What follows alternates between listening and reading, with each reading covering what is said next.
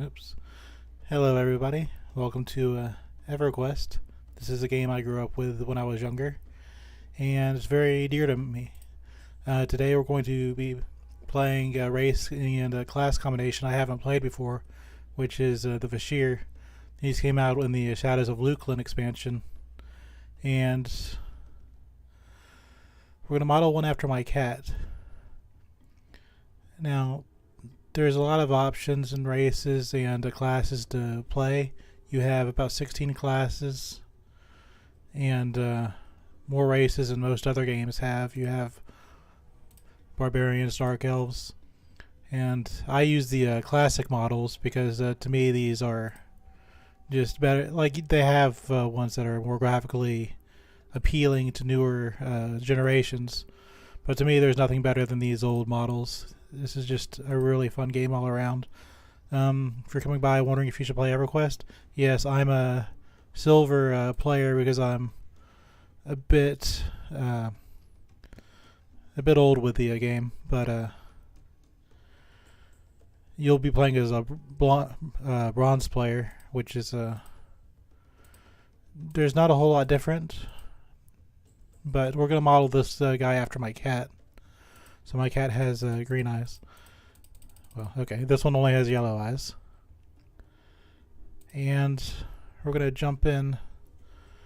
The Vah Shir is, or the Beastlord rather, is a master of raw nature. Those that focus energy into themselves and to the reward of pets. They are primarily a melee class, with the ability to wear leather armor and use multiple weapons, or use their bare hands to attack. Beastlords prepare for battle by calling on their animal warder, increasing the creature's abilities with spells. Beastlords share every battle with their warders, fighting alongside these fierce companions or falling back to heal and aid. These are a very good solo class. I haven't actually played one before, so this will be a new experience for you and me, but I have enough experience with the game to kind of know my way around already. We have spells that slow or damage our opponents.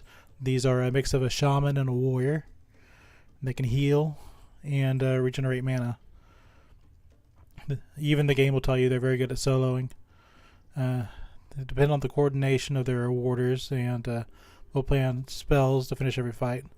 They can also fight in groups and help people like you would have a shaman. So you can play just a pure caster, even though it says melee earlier, or you can just... You have a lot of flexibility with this one, so if I need a group later for some reason, I can... do whatever I want. That makes it really appealing for streaming. Back in yonder day, you'd assign these stats yourself, but I'm happy with what they have. The armor you get now is Defiance armor, which is a lot stronger than what you had back in the day. So this isn't as important as it used to be, and you can just leave it as it is where it is. My cat's name is Milo, so we're going to try see if we can get that name. I doubt it. Yeah, there was no way that was going to happen. So let's try Milton.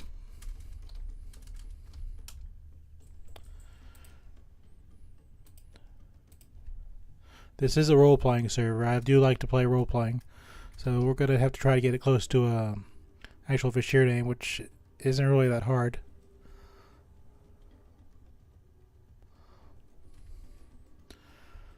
Let's see. You'd think they'd have cat names or a cat pun, but they really don't.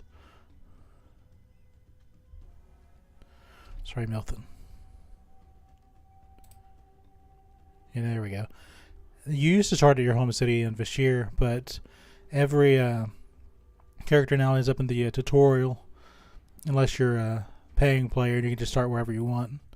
But the tutorial is pretty fun, and I think today we'll just go through the tutorial. And if we have time, I'll show you the plane of knowledge. But I spent a lot of time in this tutorial. You can get up to level 10. I think there's 120 levels in this game. Past level 85, you go into the Overseer system, so you're not really focusing on leveling by killing monsters. But the kobolds of Gloaming Deep dig far below the surface of Norath, greedy for treasure and the dark secrets of the depths. They recklessly expand their slave raids, but many have already been captured. Few have escaped, fearing the further approach of Gloaming Deep raiding parties. The Gloaming Deep kobolds, oh no! Your kindred have chosen you to journey to your home city to deliver a plea for help. But of course, as the gods would have it, you're captured long before you reach the capital, alone and far from home. You find yourself beneath the lash of the glooming deep kobolds.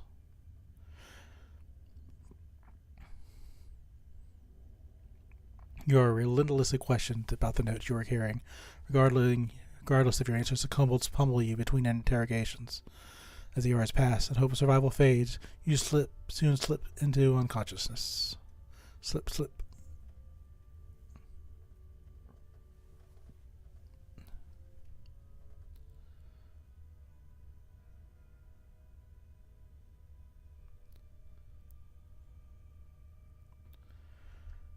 Now, when you start the game, this is the tutorial they have for you. You have regained consciousness. Click OK to begin the tutorial. So we have basic movements. This is you can rebind these, by the way. You can use whatever you want. As you stagger to your feet, you realize that someone is talking to you. Check the main chat window to see what he is saying. Yeah, it does this. This is the only time in the game this happens. You have a lot of freedom. More freedom than any other game I've ever seen. And so much years and years of like 2 decades of content. There's no way to get bored in this game. So it's going to say hold the mouse button, hold in the direction. You will use this a lot. This makes it easy to do whatever. The player base is older, as you'd probably imagine. So there's not a whole lot of shenanigans in chat. Bronze players don't get access to general chat. But you'll probably see in general chat nothing happens ever. Ever. You can use the arrow keys to move forward or back, or you could listen to the movement tips. It doesn't matter. Arias is an NPC, short for non-player character. This is one of the first games where I think there was Meridian 56. I think that became before EverQuest, and you had back in the day it was competing with Ultima Online. You played Ultima Online if you wanted to play 2D, and EverQuest if you wanted to do 3D. So many NPCs will talk to you if you hail them. To hail areas, press the H key. And I have a funny story about hailing my first NPC in this game, which since this is a neutral character that I'm playing, we can go and visit that NPC. But many NPCs will talk to you if you hail them. Not all of them, but many of them do. Now, what's the practical applications of hailing NPCs? Not a lot. It's mainly for the gameplay.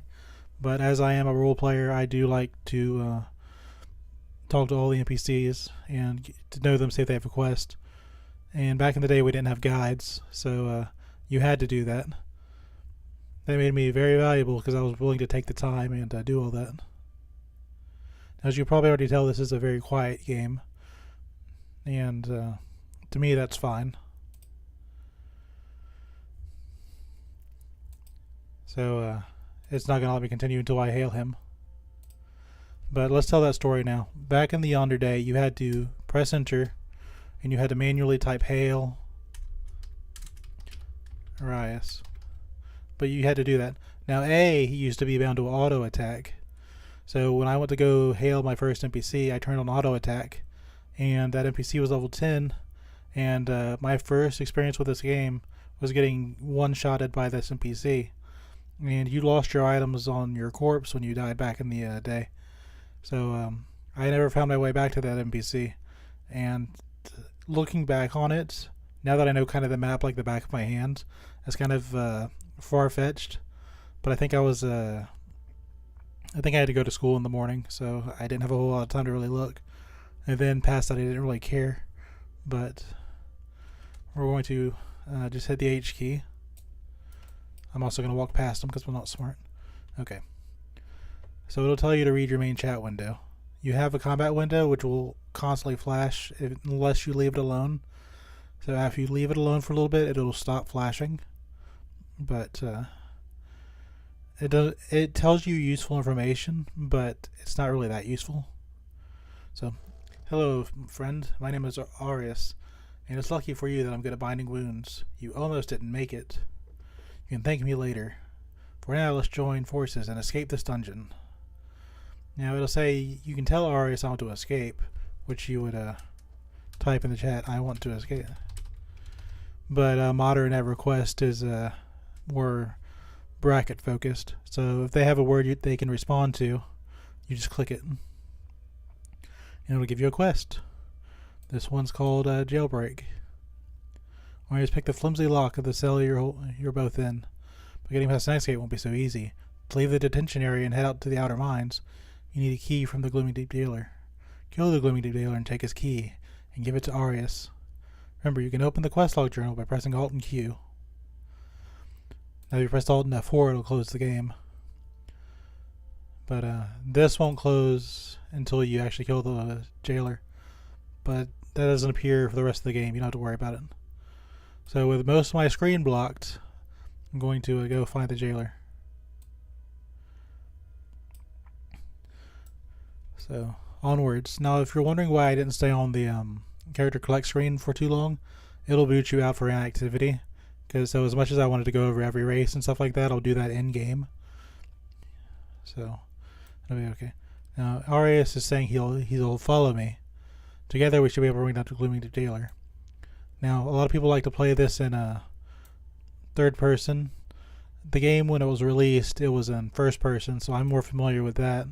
So you'll see me bounce back and forth between the two. But I have you have a map in this game. It doesn't tell you till like way later. But there is a very talented person named Brewall, which made maps of every single location. And the default maps are less descriptive, so we'll leave those on for the time being, just so you can see what they are. But Brewall did a lot of really great work. So I'm going to bring up the map again to show you. This is where we were, and this is where we need to be. So most people would skip all of these jail cells, but there's nothing here. There's no map beyond that.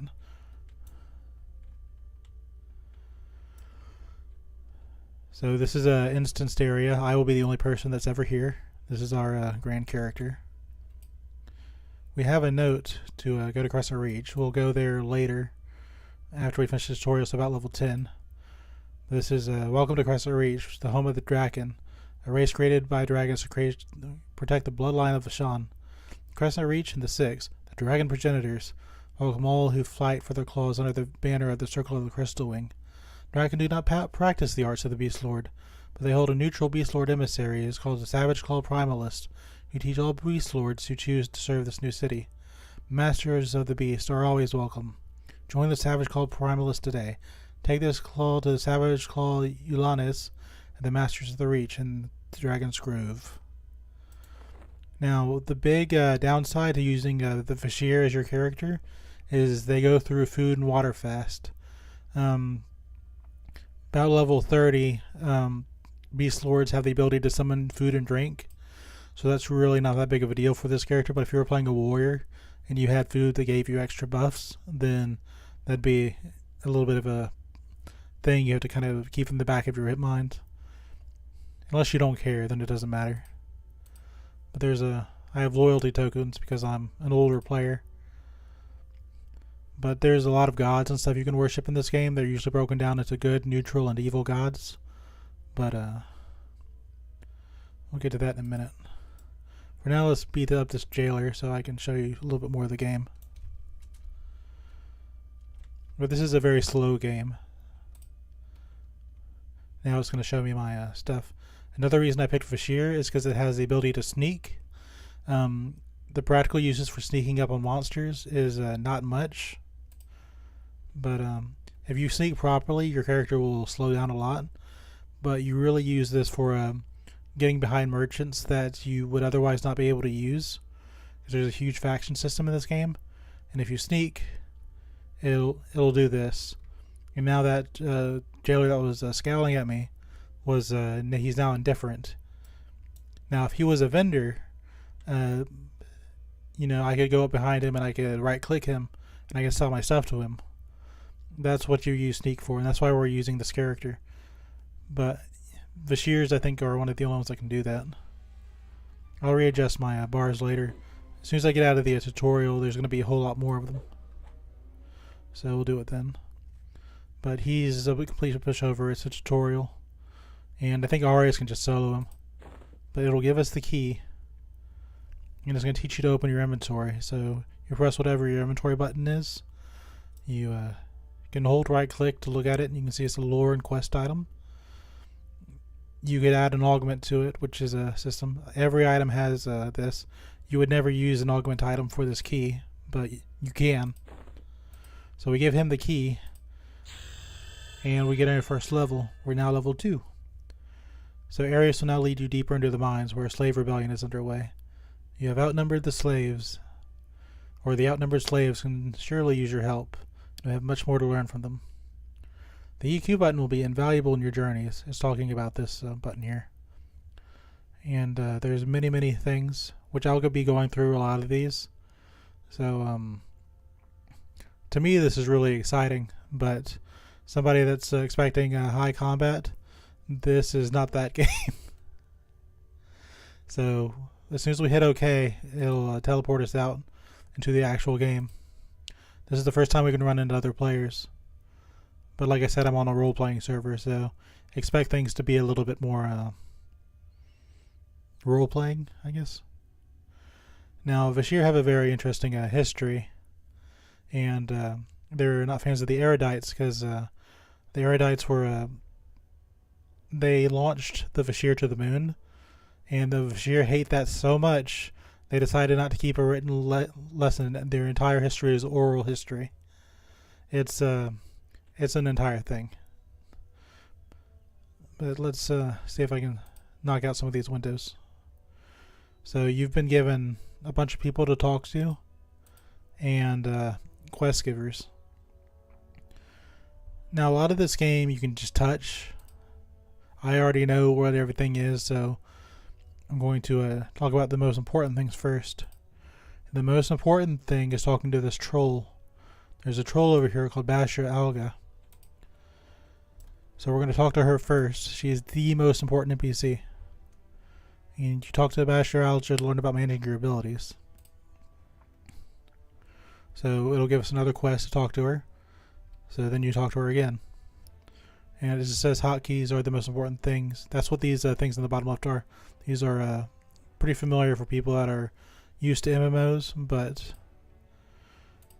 for people that aren't, you know, that could be a thing. But, you know, it's just telling you what these bars are. You can assign them to keys. I usually like to click, which has fallen out of popularity these days, but EverQuest is a very slow game. It's not that big of a deal to click things. But you can drag and drop and right click, and I'll be showing you these myself. But this is what we want. She gives you a warn totem for listening to her talk. And this is makes your character move faster. It will last you the rest of the game. So we're going to, taking the knowledge of what we learned from those hotbars, we're going to hold left click, and we're going to put it on one of the bars that don't have a thing attached to it. So when we want to move fast, which is all the time, we can clear these windows. We can right click this, and now our character moves faster. Every 10 minutes we get a buff that lets us move faster for 5 minutes. If you can't see the utility of that, I question your judgment. But this is a wood elf. This is another player. First, let's adjust our screen here. So, being an old school player, I'm used to my spells being on this side. We're going to put songs and effects. Let's see what's going on here. Today, the Empire is a Kunarx unlocks on the Karnav server, which is, if you pay for the game, then you can play on time-locked progression servers. And while that's very cool for the purposes of this demo, I guess, this Let's Play, that's kind of not really important. There's hot zones, which if you want to level faster, you can. You level much faster than you used to anyway, so to me that's kind of overdoing it. There's things going on. This game still has a lot of support, so GMs will make a little quest, and that's mainly for in-game players that have been playing this game to high levels. I usually stay on the lower end levels of things. My opinion never really comes out as far as in-game content, because I just don't play video games enough to really do that, but I do enjoy them. So this is another GM event, I think. This is a very involved game. But we're going to move effects over here next to the songs. I'm going to have this here because this menu pops out. So we're going to move our health points up here. Going to move groups out of the extended targets window. And when that screen pops back up, it'll be right here. Move actions over here. Beastlords do get a lot of spells, but yeah, this game still has lots of people playing it. This game is free, by the way. Playing as bronze, there's nothing wrong with it. You get access to most everything else that everyone else has. But we're going to shrink these windows down because I'm playing. Let's see. Shrink it down to 80. This will make it harder to read, but there's nothing really useful on these. I mean, you have the find command, which lets you find the NPCs in this area. This is mainly only used in towns. You don't see this out in the field. You have sit, which is also on your actions bar, which lets you sit down. If you're sitting and you haven't been in combat for a while, this will light up yellow, and that lets you get health and mana back faster. If you were not eating, then that would go up slower, but the regeneration on that is so much higher, then it just doesn't matter. You have a spell book, which it used to be you had to have this cover your entire screen. You only have about this much play space with the old UI. But the spell book goes on forever, even though it has numbered pages. Doesn't really matter. You have a ranged attack. This is my first time playing a Beastlord, so I'm not sure how important that is. But let's see. What do we need to do next? You can get a mercenary, which is kind of important, but not really. Let's see. I have no money right now, so we're going to just go through the quest. The big quest screen that I had here. You can have things show up in the corner, and you have pretty much infinite customization that you can do. There's a gnome. We're all the same level, so we appear as an even fight. Somebody like here, if I try to fight him, you get a red text. If you have a bit of game sense, you can kind of tell what red cons you can defeat. Obviously, if I defeated him, I get a lot more experience than, say, if I fought something that was lower level. But let's see. If it's a dangerous encounter, it'd come up as yellow. If it's an easy encounter, it'll come up as blue. So if I wanted to fight this barrel, it'd be a risky fight, but I might win against it. So let's use the magic of open, which you never really use outside of the tutorial. But if you can attack it, but you can use the magic of open, and there's a mushroom in here. Now, since I have that mushroom, I'm going to go ahead and complete a quest. There's a dark elf over here. And I think this game has pretty much every race just to kind of let you see what everything is. The ogre old model is one of my favorite in the game. This is either someone playing 2 accounts at once or some friends, which I think it's just one person playing 2 accounts. But you have mercenaries also here that we'll be using a lot of that. We'll be using a warrior mercenary for the tutorial, and then when we get into later in the game, we'll probably switch to a healer, and we'll hire one from him in a minute. And as you can tell, time's going to just go by because there's just so much to do. But this mushroom is for this character. So she's going to say, can you find this is where you learn about maps. And if we look on the map, it'll tell us there's a barrel of mushrooms. You know, if we didn't want to click the barrel, we could also left click on the ground. So there's items that look like they're part of the environment. They're no, you can interact with the environment in this game, and there's a lot of it. So it's a lot better than a lot of other games, I think. There's also a frog. They have a frog-like monk, but because I just like the animations. But if you want to see floors and stuff like that, you can use the height filter. This will show everything that's on the exact height of where I'm at. Like, let's say if you're on the third floor of a map and you don't want the first and second floor to kind of clutter up your space, you click the height filter. For the tutorial area, it doesn't really matter. But we're going to give Nadia the mushroom now. She'll say, thanks, very helpful. It'll mark it off as the task is completed. There's a lot of stuff on this. I've never found this to really be useful. This is for monk skills.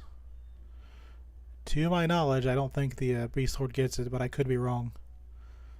But at the end game, this is a thing that goes on.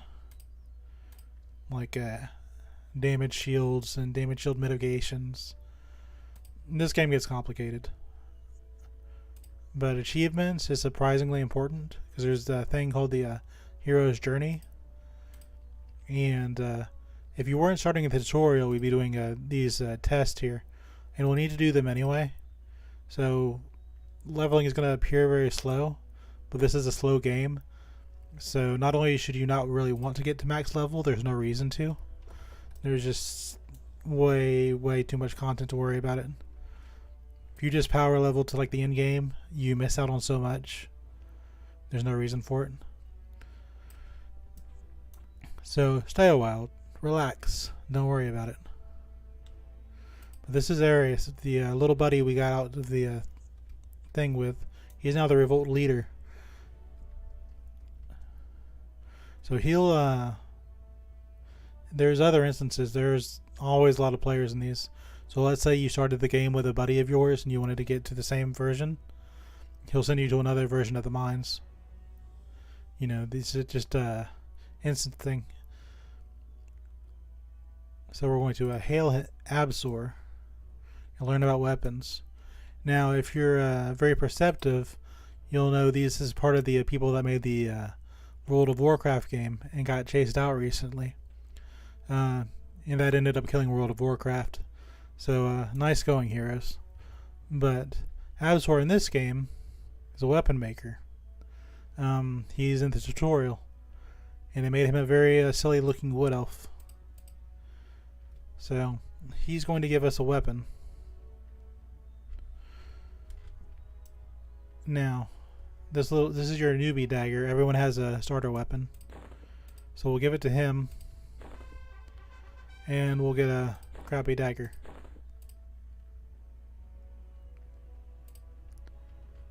Now, there's not really a whole lot to that. The weapon looks nicer, but that's it.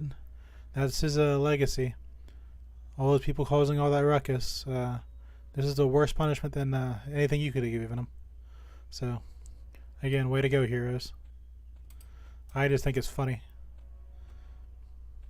So we'll go to Valara, and she'll give us some armor. We put this on, and it shows up on our character. So it says the armor automatically moves onto your proper armor slot if you click the middle. So if you have empty spaces, you can auto-equip here. But some armor only goes on if you if it's a soulbound or attuned to your character. But we'll get more into that later. You'll see an awful lot of that. Now, swimming in this game is a challenge. This game is built for a first-person mode. So it'll say when swimming use page up or page down, or you can swim using the arrow keys. This is very misleading. And it'll tell you about the air gauge. But the more time you spend in water, the better swimmer you'll become. Now there's a trick to this. When you're lower level, you can only gain so many in a skill. So let's see if I can remember where that is. It's been a minute. So here we are. This is kind of tells you what you have. Now I can only get a value of up to 20 on my one-hand blunt, one-hand piercing, or two-hand blunt. So this will tell you what weapons you can use. If you can't use a weapon, you can't gain skills in it. But our tongue is the combine tongue. That's the language you speak. Now, since we're on a role-playing server, I can only speak certain languages. There is no common tongue. So if I wanted to go and talk to that wood elf we saw earlier, or I wanted to go talk to that ogre, I couldn't do it because they don't understand the language I'm speaking. I also know Vah Shir. So if I wanted to speak a different language, I'd come down here to my chat screen and I go to language. Right now I'm speaking Vah Shir, which is the cat language. But if someone knew the combine tongue, I could switch to that and talk to them. Now, in most normal servers, you can just talk to anybody. There's a common tongue, and these languages are just kind of for fun. But if I'm, say, adventuring with a barbarian for a while, we'll just talk to each other a lot, and we'll learn each other's languages. So, I think it's fun. But some people would be like, whoa, we can't just talk to people out of the box. Now, if you whisper somebody, you can talk to them normally, I believe. No, wait, no, you can't. Now, if you talk to them out of character, if you type 00OC, you can talk to the entire zone out of character. You can kind of talk to people that way. But, so there's ways to do it. But it kind of kills the spirit, I think. So, I can miraculously talk to all these NPCs for gameplay reasons. But if I was to be really role-playing, I'd only be talking to the other Vah Shir here. But, that's just another layer to it. So now, on to swimming. So it's going to tell you to page up and page down. Now what that does is moves you up and down. But that's really not enough. So what you do is you go into first person and you move with your mouse. And now you have free movement all the way around. If we go to our skill trees here.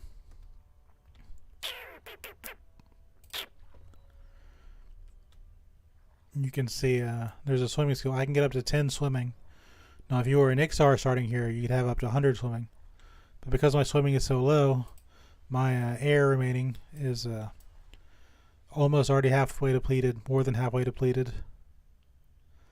But we're going to get his sword like you wanted before he drowned.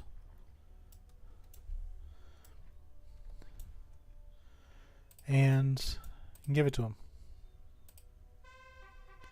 Now he's going to give us a mask, which will increase our armor class. So the more armor class we have, the less damage we take. This isn't powerful enough item to really show up on a character.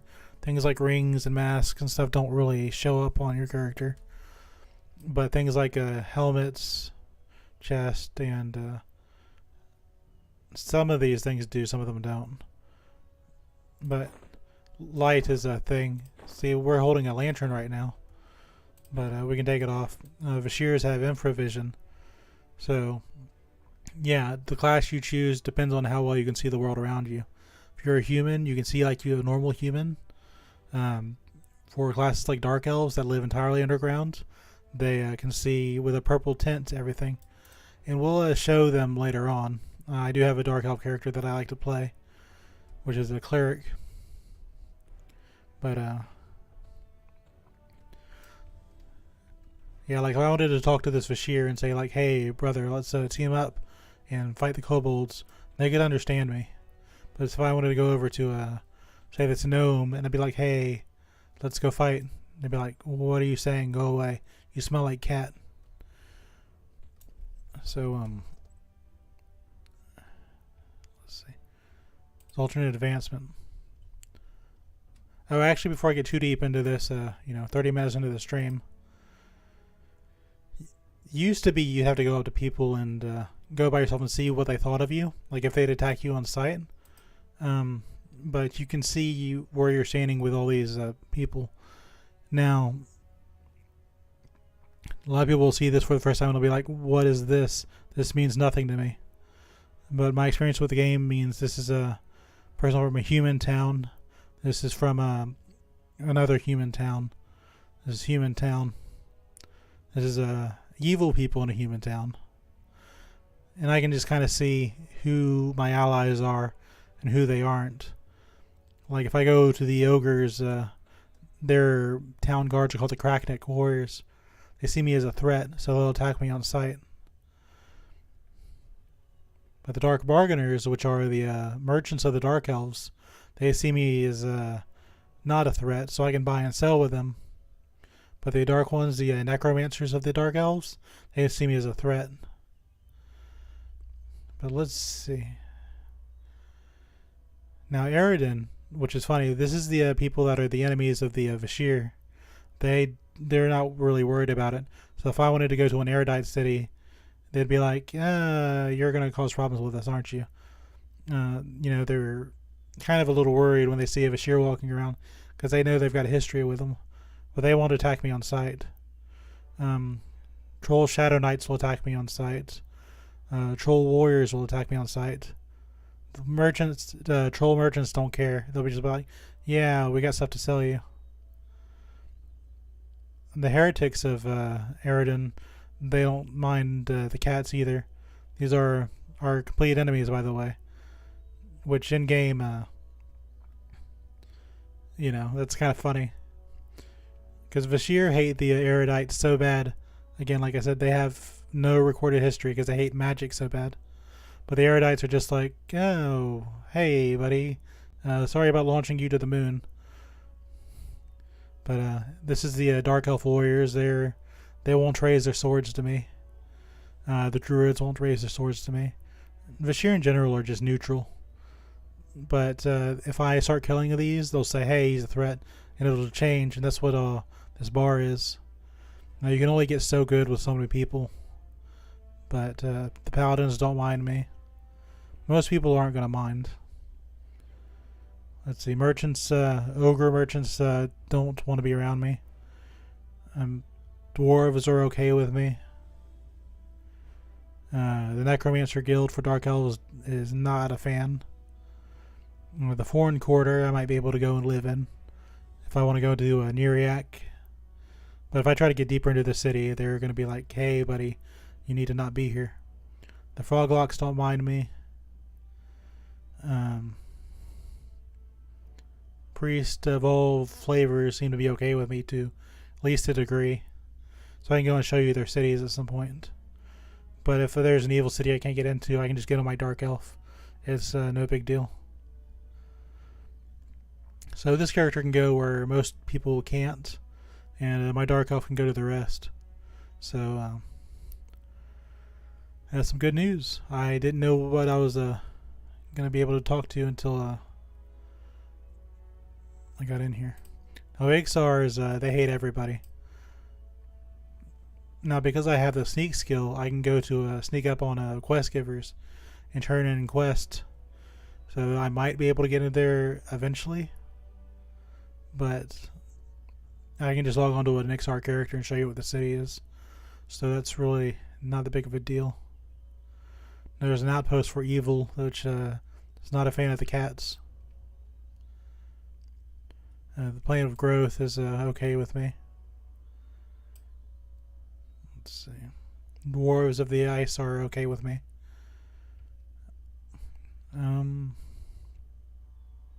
The giants don't like this cat. And this is a lot better than going to every single place and saying, hey, do these people like me or not? Just being able to see this is important. So this is the expansion where these cats came in. So the paladins here are okay with me. I think the necromancers are okay with me too.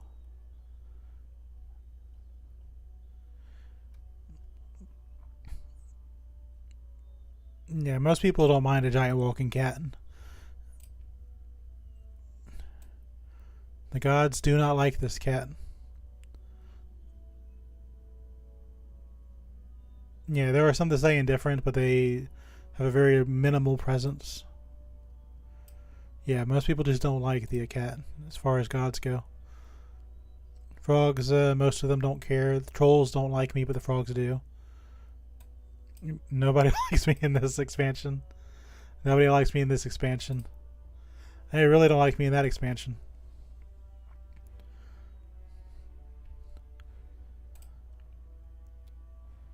I think as the game got on, they just decided we're going to have a bunch of factions where nobody likes you no matter what you do.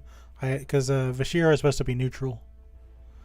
But there's just tons and tons of expansions. Like, you could play this game for years just as a bronze free to play account and just never have a problem. See, general chat just isn't really even used. Most people are in their guilds or on Ventrilo or something, or TeamSpeak or whatever they use nowadays. I think it's IRC that's important nowadays. Now, you might hear me say that and be like, oh, we need to use Discord. No, this is a very old population gamers. They're still on the old stuff. Now, for somebody like me that's very hard of hearing and has trouble using those programs, I can talk, but I really can't hear what they're saying. So, I'm going to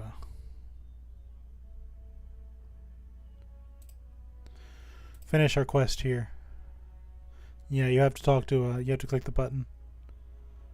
So now what she's telling us is if we bring her some gloomy deep silk, we can make her more bandages. I mean, she'll give us more armor. For if you're a leather wearing class, that's less important. If you're a cloth wearer, she can make you cloth armor. So that's kind of nice. So we're going to go to Ryton, which is an erudite, a sworn enemy of the Vah Shir. And he's going to ask if we want to be blessed. He's talking about songs and effects here. So, do we want to be blessed? Yes, I do. And he has given us a buff. He's also given us a magic spell. This is our first spell. And it'll mend minor wounds. So, our first spell is a healing spell. So, we open up our book and we scribe it. Now, just because you have a spell scribe doesn't mean you can use it. This is just a place where you store your spells. So, later on you'll let's talk about mana bars. Most people are familiar with mana bars at this point. Back in the day when this game was new, mana was kind of a new thing, but that's no big deal. Nowadays people are just like, oh, mana. Everyone always knows about mana. No, you didn't. You did not know about that. Back in the day. It was just coming from Dungeons and Dragons. And back then you had you can only cast like 5 spells a day. It was, desktop, and you had your mage had to memorize the spells. You only cast so many of different schools, and then you were just out for the rest of the dungeon. And that could mean you had to abandon the dungeon or go back out and rest at a campsite or something, which risked being attacked by other monsters. This is the banker, which this time happens to be a frog lock. You sneak up on a banker, you can use it even if the banker doesn't like you.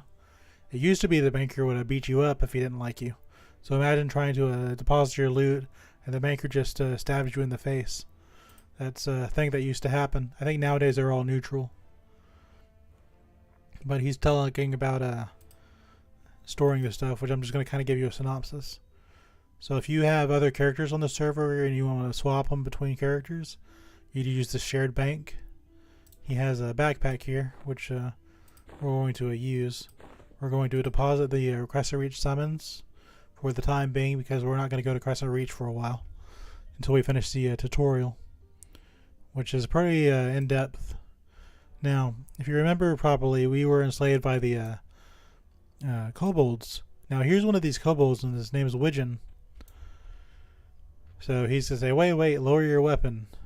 Listen, I'm a merchant, and my lead competitor just invested in the slave trade. I want you all to revolt. I'm going to smash the place up and pillage this mine to the last copper. Just bring me the loot before you escape so I can buy it from you. There's so much profit for us both. And this is a kind of a telling thing, because it's when I went over factions earlier, it was for a reason. Not every NPC, so not all kobolds are going to hate you. Not all erudites are going to hate you, even though they were the sworn enemy of the Vah Shir. They are actually pretty cool with you. So this guy, he's indifferent, whereas every other kobold we meet in this mine are going to be scowling at you. And he has a lot of stuff. This is an amazing piece of loot for when this game first came out. You'd have loot that would have maybe like one armor class. If you were lucky, it had a hit point.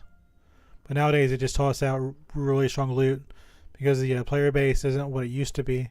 And while this game was originally built on cooperation, they understood that that's not always going to be possible.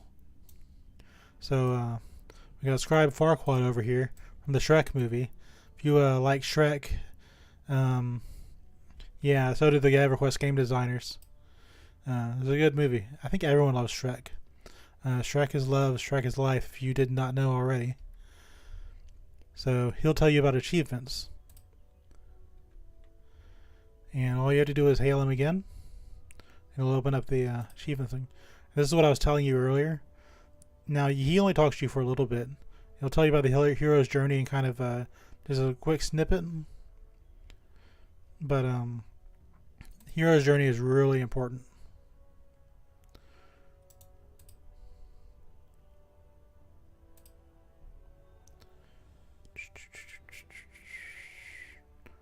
If you noticed, I stopped talking and narrating every single thing because this is a very text-based game. If you have the screen big enough, you can just pause and read at your own leisure. But you do get rewards for some of these. Like if you do the conquest, we gave you some silver.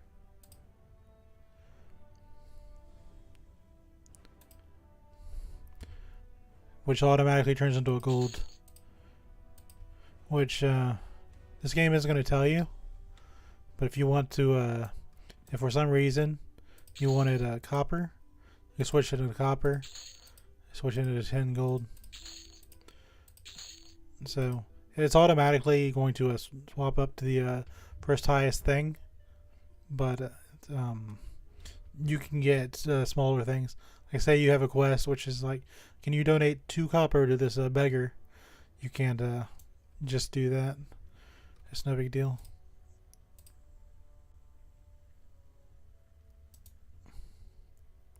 Just 1 second.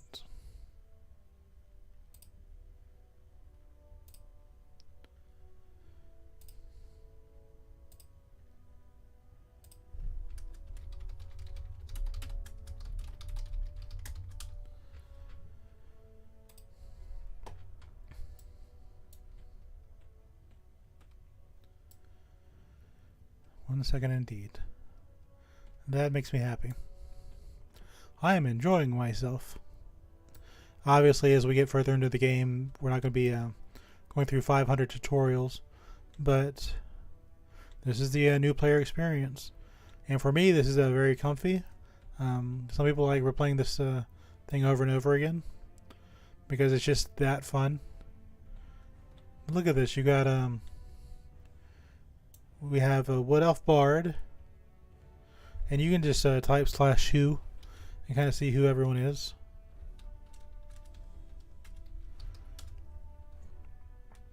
I'll tell you, there's 21 players in this tutorial besides me. So if you had the thing or the patience for it, like I know from experience that Nathana is a bard because of all the music notes.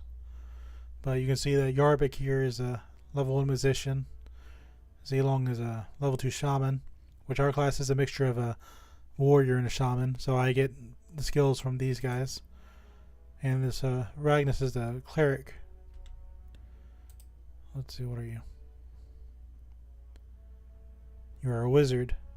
So if I had to guess, this is one person making 5 accounts, and this is his party he's going to be playing as. Some people do that.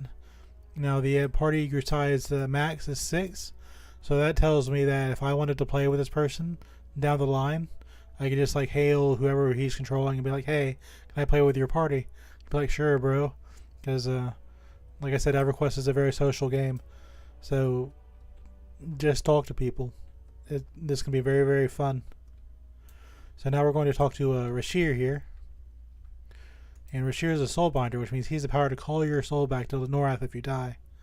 I'm not sure if Beastlords get the ability to bind their soul, but you know, most of the time we'll be going back to the plane of knowledge.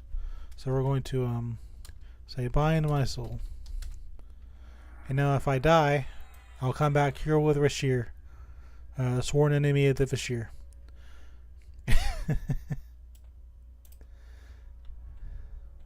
So now we're going to go talk to Prathan. And where are you at, Prathan? There you are. He was short.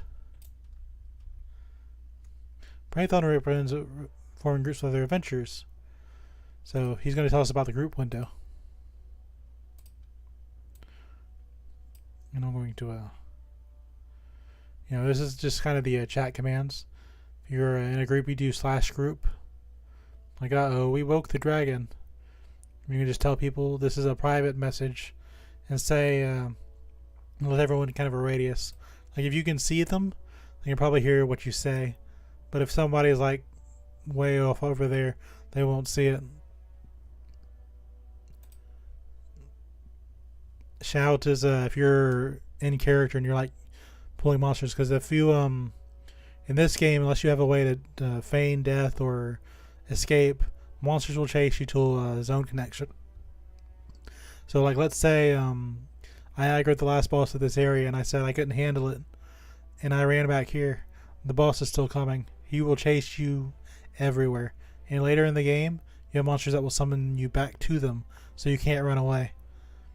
Imagine a game where people talk about kiting and stuff like that, and the monster just summons you back and says, no, you're staying and you're fighting. There is no escape. There's no kiting. You will stand right in front of me until either I die or you die. That's how this game works. Now, I had a character, this is more important on role-playing. It'll come up in chat as green, and you don't role-play in green chat. So this game kind of expects you to play the role-playing game. So for me, first I'd have to learn someone else's language, introduce myself to them, and, you know, kind of go on from that way. But unless you're another Vah Shir right now, or you're somebody that speaks the Combine tongue, you know, you can't really do anything about it. Now you have chat filters. This is a very mature game, so I don't think you really have to worry about it.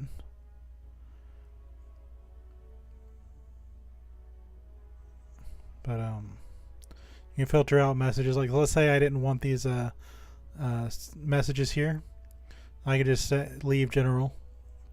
There's no reason to, but if I wanted to, I could do that. But there's also channel names that you could just join. Like, for, let's say there's a Beastlord channel I wanted to join. You know, I could do that. Talk to other people that play Beastlords. If I wanted to join a cleric channel to say, hey, are there any clerics that want to heal for my group? Or any warriors? You know, I could do that too. So there's like a bunch of hidden channels. And you just join them easily. It's always good to make friends in this game, because if somebody doesn't like you, they will tell their friends, and their friends will not group with you because you're a bad person. So you really want to make friends in this game if you're going to play long term. Be polite, be respectful, have a plan to kill everybody you meet. This game is not a PvP game, by the way. There are spots where you can PvP, but a wizard can just like turn you into ash the moment you look at them. This isn't that kind of game, and I'm glad. So we can go to the gnome over here, and you can teach us how to make food. So trade skills are important. We will be doing trade skills at some point on this character, especially fishing, which will just amount to me fishing. But we're going to learn about rat steaks. Now he's going to give us a piece of meat, and he's going to give us something else. So if you get handed more than one item, you know, you could be handed another item a second later. But he's going to tell you how to use this window. Now the instructions he gives you kind of stink. So we're going to skip past that. I'm just going to show you how to do this. And it will tell you can lose combine. Don't get too excited with your combines. Sometimes it's better just pay somebody that can do a combine for you. You know, just let them use the skills they've already accumulated. Because if you mess something up, then you lose a lot of items. Now, if you're willing to put in the work, you can be the person to give money to.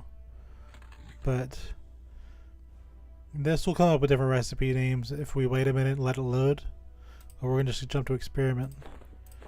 And we're going to go combine. And we get a rat steak. Now, I told you earlier that this character's main flaw is they eat fast. So we've already eaten some bread cakes and a skin of milk. So when we run out of bread cakes, our character will decide to either eat rat steak. Now, you can do this over and over again, and you can level up your cooking skill right here for free with Friznik. And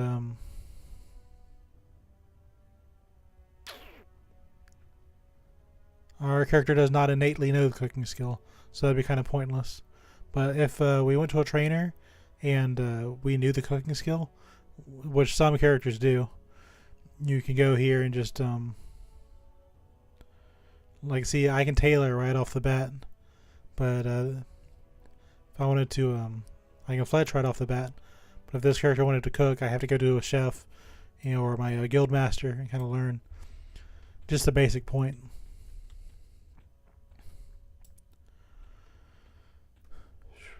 You can also do anonymous. Like, let's say you didn't want to be bothered for a group, and I went nothing. It'll show anonymous, so you don't have to. You don't have to let people know who you are or what you're doing. You can very easily just not participate. But see, this person speaks a language that I don't speak. So that's going to be the ogre language. So if I was to do a group with that person and I knew the basics of ogre, I could learn from him. But as a new Vah Shir, I can't do that yet. So now we're going to go to the... oh, by the way, if you stand on some fires, they'll burn you. And they'll put you in combat with the campfire, make it harder to rest. But this is just for show. But over here, there's a priest of Luklin. Most of these are human. For some reason, this one's an Ixar. So, if I die and I don't want to go get my corpse, we can get aid from the priest of Luklin. And he will bring our corpse to his feet. And everyone will see that you died. They will laugh at you and make fun of you for the rest of your life. But not really. No one actually cares. They understand. This game is not an easy one. And while I enjoy just the slow pace, some people will go, oh, there's a monster, I should go attack it. And that monster brings 5 of his friends, and then you're done for. So I'm going to... you wouldn't discover this character until later, but I know it's safe to do so. So I'm going to delve into the mines. I accidentally looted a corpse. I didn't take anything out of it. But there's Mackenzie the Younger. And he'll teach you about augmentations. That key I talked about earlier was also for a reason. So he'll teach you about the history of augmentations. But he'll go like, when he learned his lesson, scratching his little gemstone. With this, his dagger, and it merged. Hey, are you listening? Oh, yeah, I'm totally listening. But what he's trying to tell you is right-click on your weapon for a few seconds. Go to the slot and drop it in. Now, you can get this back, but as long as you're in the tutorial, you can always just ask him for a new one. But what this does is it gives you more damage against the kobolds you'll be fighting.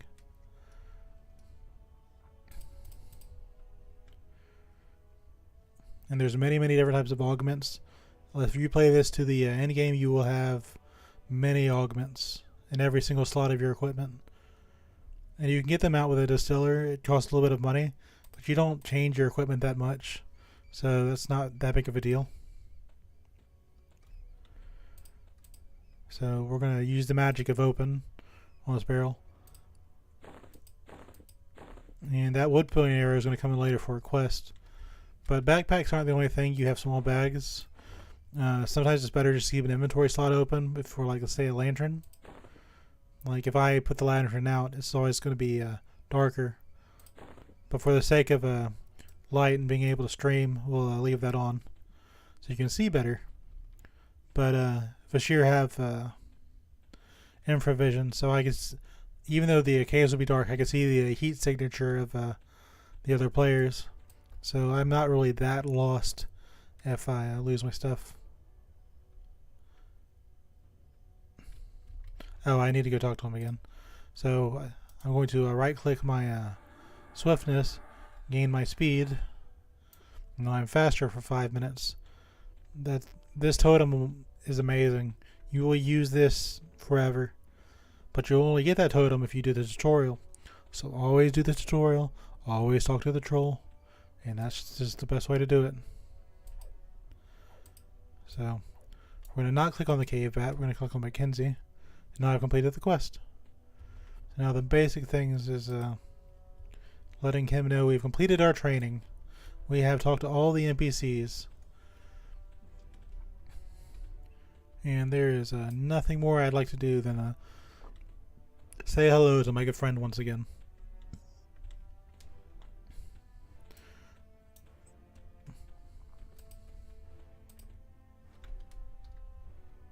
So now he will give us a Sculpted Cold Charm. Now you don't get another charm like this for a very long time, unless it's a random drop off a monster. So this is always good to have. Later in the game they're more common. But for the first time, that's the only Sculpted Charm you'll really get. So now that we finished the tutorial, we will go into the actual quest. And the quest starts fighting the kobolds here. So these guards, which are very strong, if you do have trouble, just run to them and they will kill whatever is attacking you. Now she's saying we need Gloomy Neat Silk. So we'll use the magical spell of Open on those cocoons.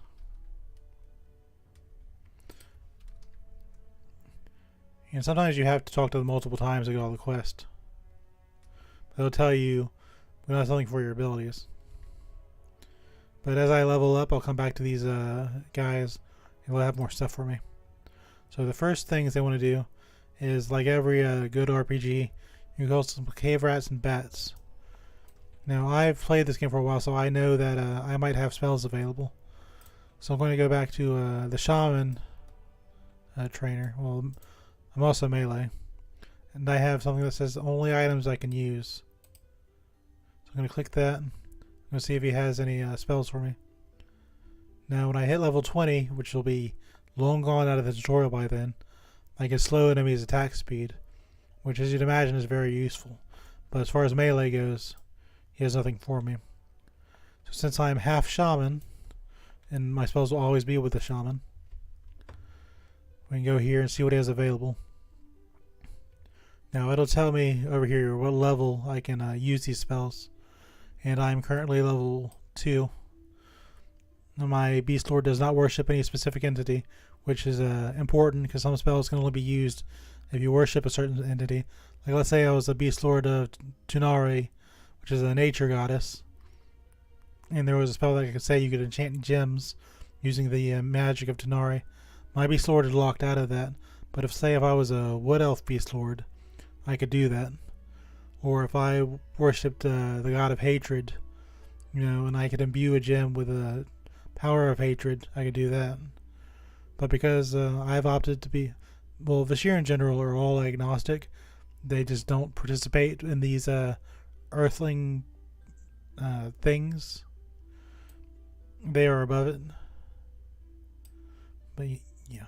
So there's a spell here called Sense Animals. And there'll be 5 silver for the spell Sense Animals.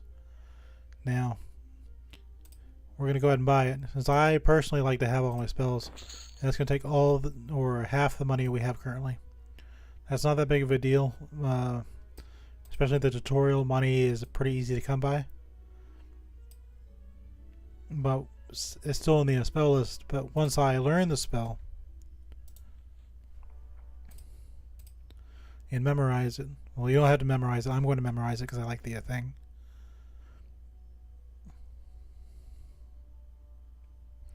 And wait till the more strength you have, the more you can carry.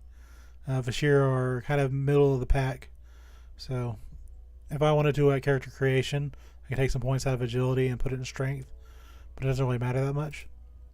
But when I go back to the vendor here, Sense Animals is gone. So you never have to worry about buying extra spells. And you can kind of see what spell you'll get next. So I know I'll get a buff that will let me reduce the damage I take from cold and disease. Now, I don't think those really come up in the tutorial. These are mainly cleric spells, minor healing and inner fire. This is the first time I get the pet. So this is when I get my pet. Every this will be level 8. So every class has or every race has their own special pet. The Vah Shir get a tiger. The ogres get a bear.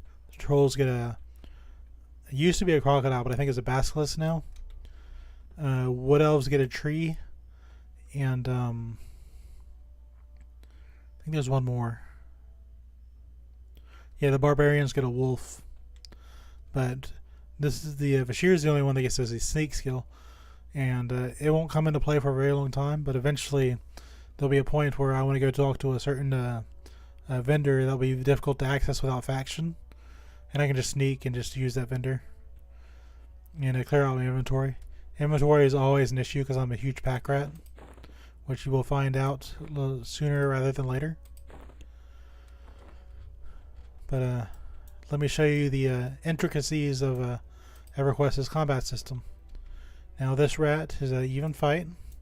I will hit melee attack, and we will get some wonderful music. That's all you get. Now if we go here, we can see what's going on. And our tiger, our gigantic tiger, is about as accurate as a real cat when it comes to handling rats. We're missing each other a lot. But you don't really, this isn't really useful information unless you're looking at a resist or something like that. But that's okay. Combat is always going to be slow. That's just something you have to get used to. I love it a lot. But there's two types of looting. That's the first one you saw was advanced looting, which lets you see monsters from all over the zone. The second one was classic looting. I like classic looting better because it's just what I grew up with. But you just take all the stuff. 'Cause a lot of players will go through this and they'll just kill it for the quest completion, and that'll be it. They'll be like, okay, I did the quest. Let's move on to the next one. I think it's a boring way to play. I can use the items that get left behind on the corpse for more money, which makes getting spells and stuff later easier. A lot of these players have established characters, as I think you'd imagine, and they just go from there. But the tutorial's great. You just want to enjoy yourself. Because these kobolds don't show up later in the world. Everything you do back here, it has no impact on the greater world at large. Which, if you kill monsters in the actual world, yeah, it matters. It matters a lot what you do. You could kill one guard, and you can't go into a town anymore because they'll say, "Oh, you're a threat," and you can't use a town because you attacked one guard. It is it's a game of consequences, and the only way to fix this is to do favors for the guards that want to kill you, which sometimes that may not be something that's allowed. So you can lock yourself permanently out of towns just by being silly. But as the game's gotten older, they've decided they'll sell like potions of a tranquility, which lets you kind of reset your standing with some towns. Which means if you want to go kill a whole bunch of dark elf guards to make the high elves like you, that's something you can do and just buy a potion of tranquility and reset it.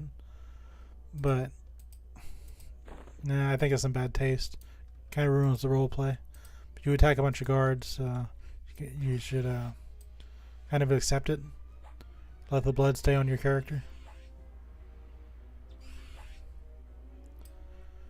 So, we're about to hit level 3.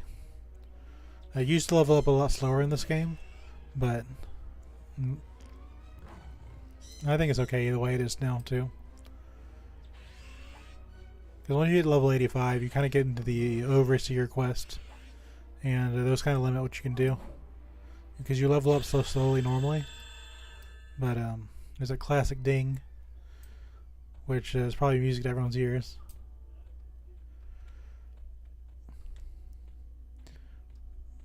But we're going to go back now and sell all the stuff that we had. The reason we're going back is these guys have a new quest. So we're going to pick these up, and we're going to read them later.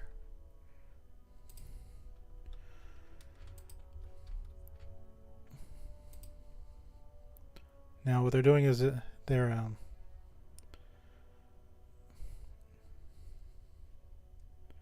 now I do read quest text, but I understand my talking is kind of messy at times. So if you want to pause this and see what these quests are, you are welcome to do so.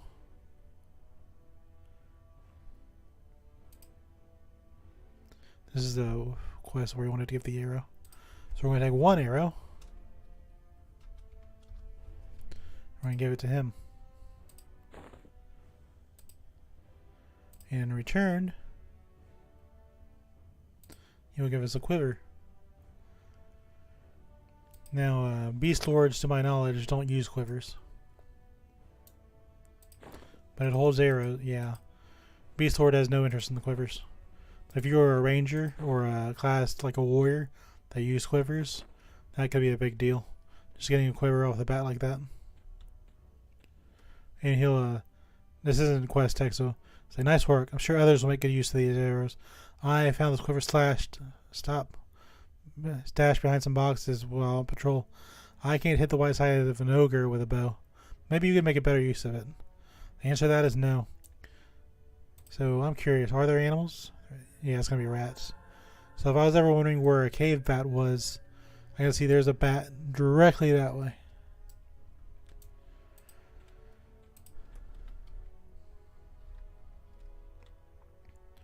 So this is just another reiteration of how to buy and sell from merchants.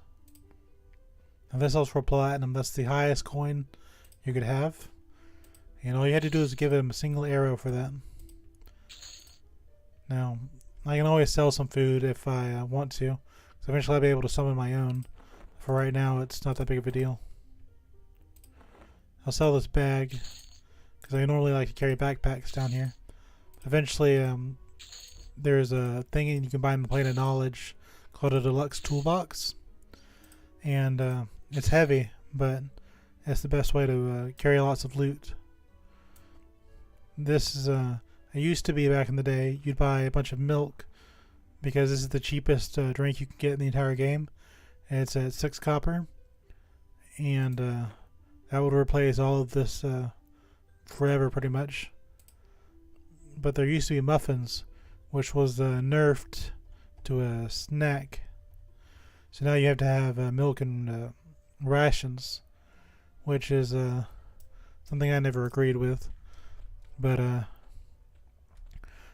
the Justice for Muffins crew didn't really scream loud enough. Back in the day, the game masters were just like, well, it'll be okay, it's just a muffin. But yeah.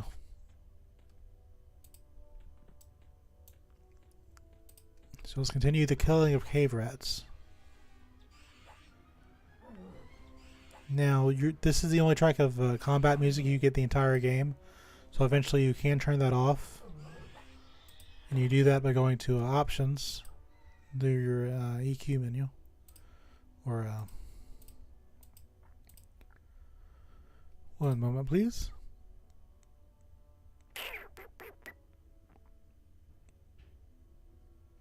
Oh. Hey. Okay, that's not what I thought it was. That's your spell gems. There's a Tetris game called Gems. And back in the day, you used to spend a lot of time between battles just kind of communicating with your friends and just relaxing. But this game has a mini game, which is, it's good enough to kind of do the take the place of the main game. So if you ever get bored of playing EverQuest, they have mini games like gems. So if you want to match 3 or more gems on a horizontal or vertical line, and realize gems for play, you can play gems. So let me show you what that looks like. So you can click here to pause and unpause. Let's say you were hunting or you got attacked by a monster. You just pause and come back to it. But the goal here is to match. I'm holding down on the keyboard. It's not normally that fast. But red ones give you negative effects, and the red give you bad effects. And the blue give you good effects, like in English. But you get score, and I think it's cool. So we're gonna play it for just a little bit before we get back to the business of killing rats. This is the icon for poison. I think this is an enchanter spell. And it's mage summoning monsters. Fireball. I think that's a portal. That's a gate spell, I think. This is a shield spell for extra hit points and armor. This is a clarity spell for extra mana. No, I'm not getting these buffs. This is just a fun game to have. But if you are recovering mana or something, you wanted something to do, you had no friends to talk to. See, now I got a red gem, so this is going to be a little bit faster. For just a little bit. Now I did a red special thing, so I have no control over this. And this is kind of where things get kind of wonky. So I have to live with that now. But I can also do this diagonally. So we're not out of the woods yet.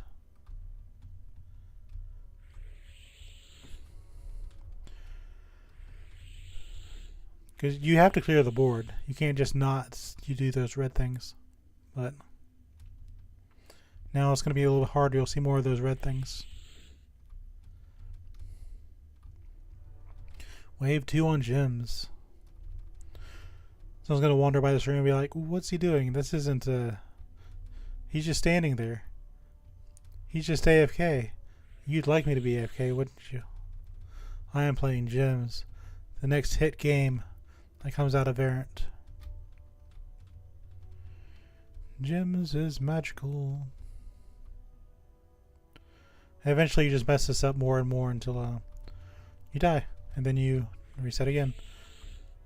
Now your scores aren't saved or anything like that. It's just not sure what that special does.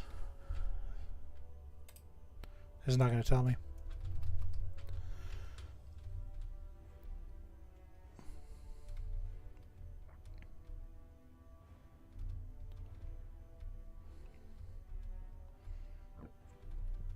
But eventually we'll hit the next wave.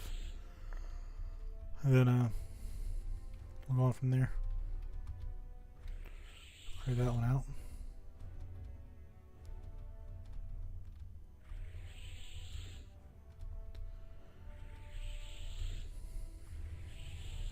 This reverses your controls. So if I move right, it goes left, and vice versa.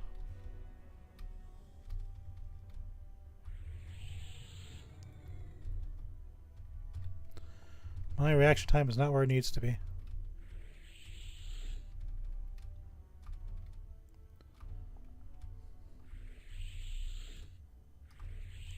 Now we're going to go spin again. You have to hit the gems eventually. So you put it off, do all these tactics and stuff. You still gotta hit it eventually. And I have no control over where this is gonna land. That's okay.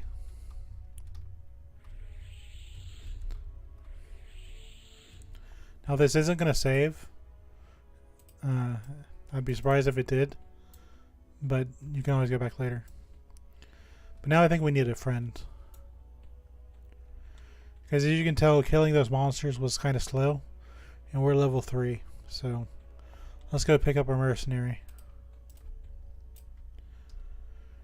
So when the game stopped having so many players, people still needed a group because monsters were not that easy to deal with. So they decided to give you just a NPC. This could be a healer, this could be a tank, this could be a wizard, this could be a rogue. But you can pick whatever race you want. For the tutorial, you just get to pick humans. But you can pick either a tank or a healer. Now I'm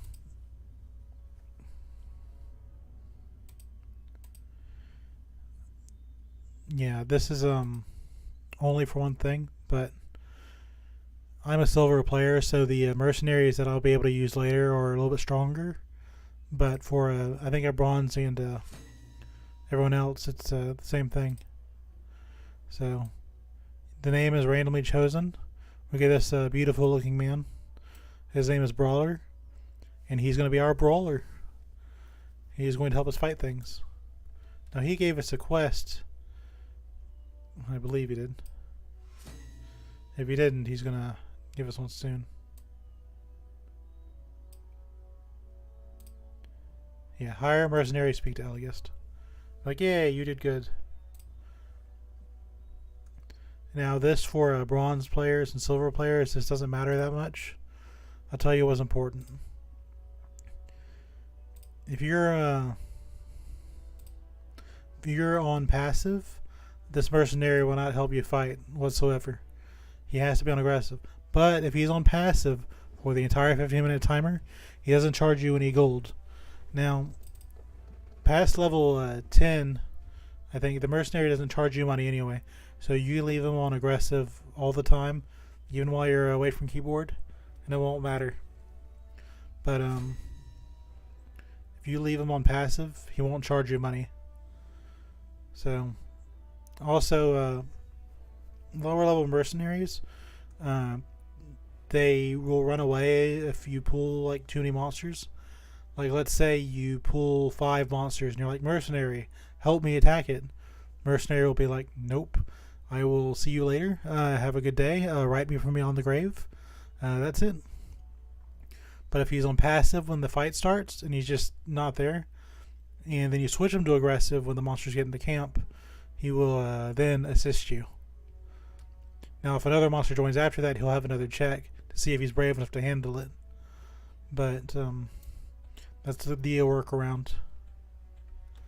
So this quest wants us to fight infiltrators. These are by the waterfall. So you can either go around where you buy your spells, or you can actually I want to check something while I'm here.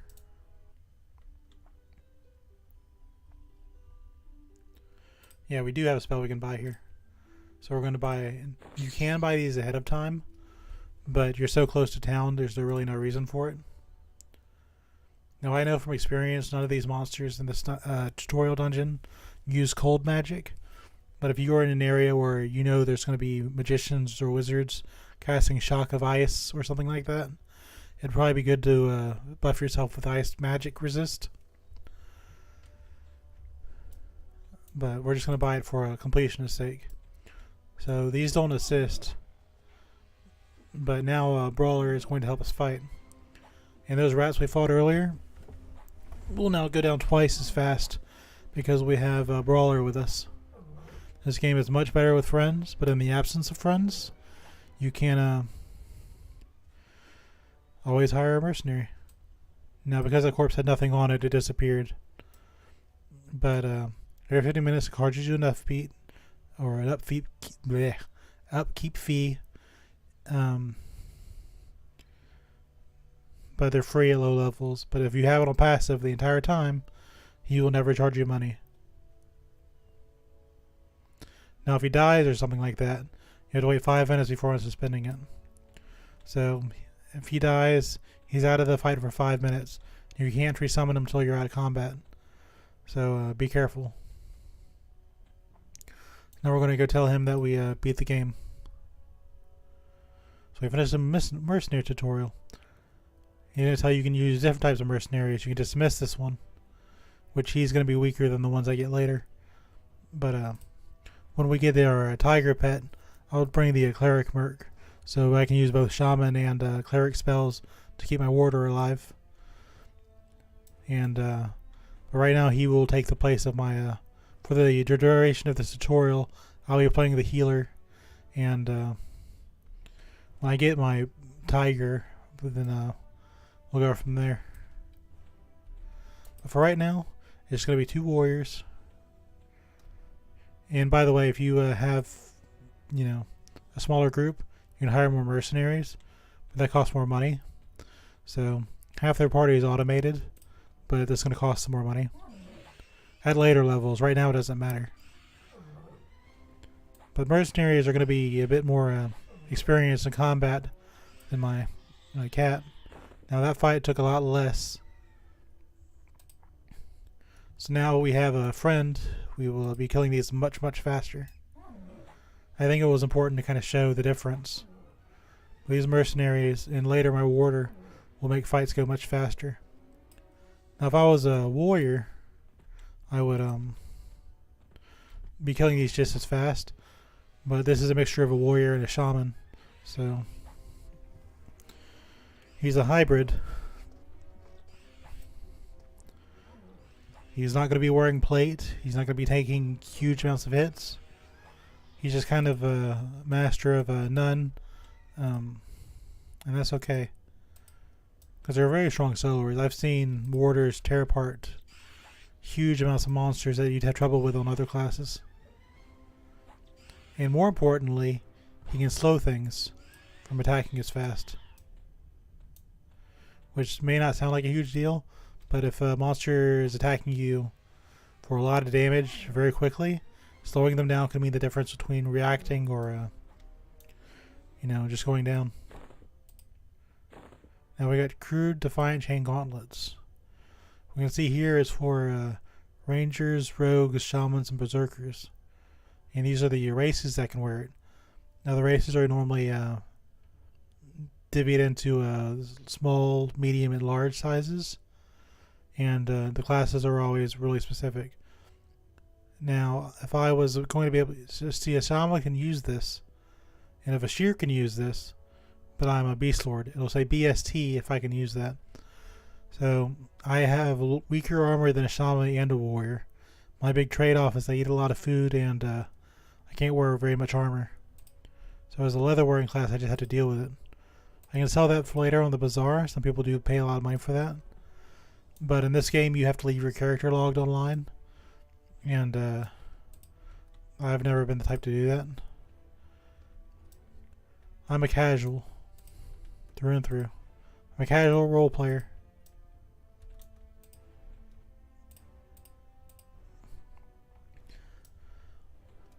But that's okay. I enjoy things not a lot of people enjoy. But I'm happy I get to share this with everyone. Normally I just kind of play all by myself. Just wandering through the lands of Norath. Being silly. It's a higher level area. So we need one more bat. And there he is.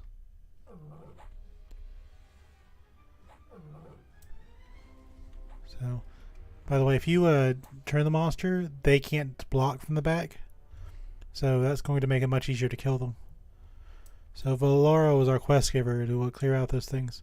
We didn't find any Looming Silk because we weren't fighting spiders. But we'll be getting to those sooner. We'll fight the harder monsters when I get my warder. Because that's really the meat of the class.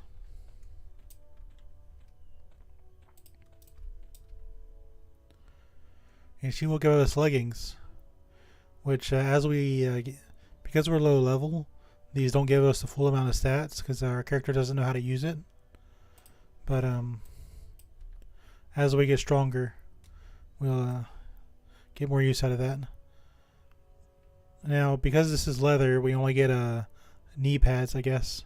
Well, not even knee pads, just thigh guards. But I sure hope nothing attacks us from behind. Okay, the next quest we need is spiders. Spiders everywhere.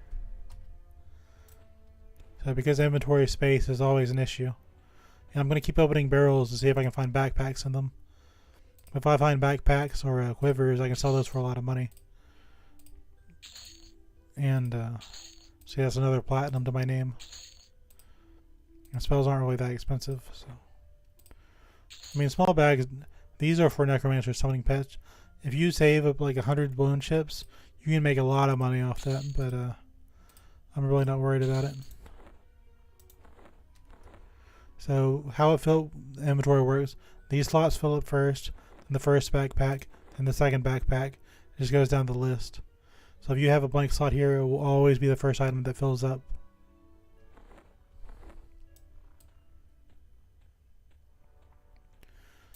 Now, even though this says a whole bunch of things, you can do whatever you want. This isn't a guided game.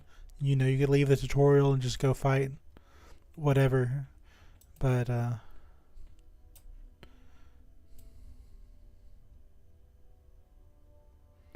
you really do whatever. If for some reason I wanted to see every pixel of this guy's health bar, I could.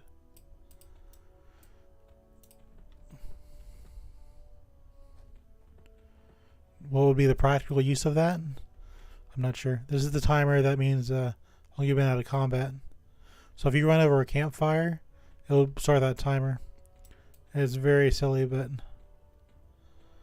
that's just kind of how it works. So these guys have started their quest, just as I have. So I need spiders and lurkers. Those spiderlings will attack me. It's not that important. We want the spiders and the lurkers. And we're going to do this so you can hit the monsters easier and they die faster. Now if you notice, I've lost a quarter of my health just over the time of adventuring. So I have two options. I can wait for this timer to go down, or I can click my salve spell and heal about 5-6% of my hit points. Now, since I don't use my mana for fighting yet, there's no reason to not do that. If I wanted to heal Brawler with that, I could, but there's no reason to at the time being. So positioning is always important. If somebody else is tanking, you'll want to be on the other side of that. There are later games like World of Warcraft that copy this great system, but this game did it first. It's just superior in every way. The only real bad thing is they don't advertise very well, so a lot of people don't know what they're missing. Now we do need Spider Tamer Guggen for a quest, and I think I could take him, but we're going to wait another level or two. Now we don't need these for the quest, but we're going to take them out anyway. Because they will, if I sit down next to a spiderling, they'll say, hey, you look delicious. Now see, we got silk, and if we give Valara glooming silk, she'll give us armor. But this is coarse silk, which is used for tailoring, which by the time we go to do it, we can just buy it off the auction house. And there's no reason to do something, because you have only so much inventory, which is fine, but it's just something you have to kind of deal with. We use the magic of open and update that spell.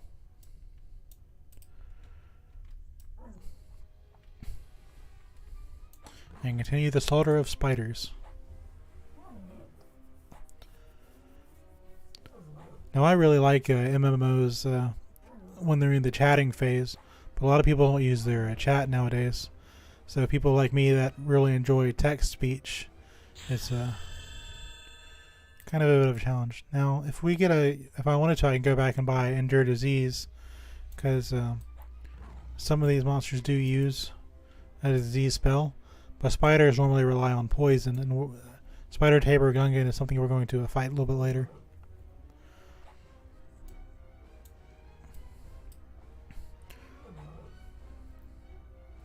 But see, even though it looks like we're doing fine, I'm down to 40% hit points.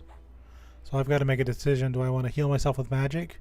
Because I'm already a quarter down on magic. Or do I want to sit down and let the thing heal me?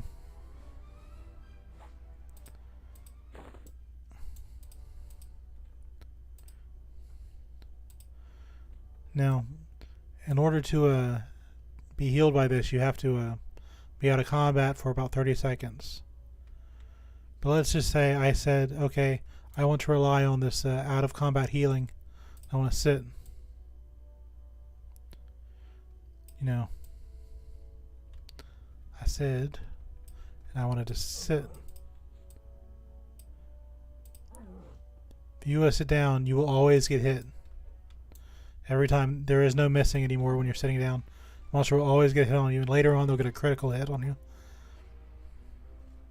So that's something you want to avoid.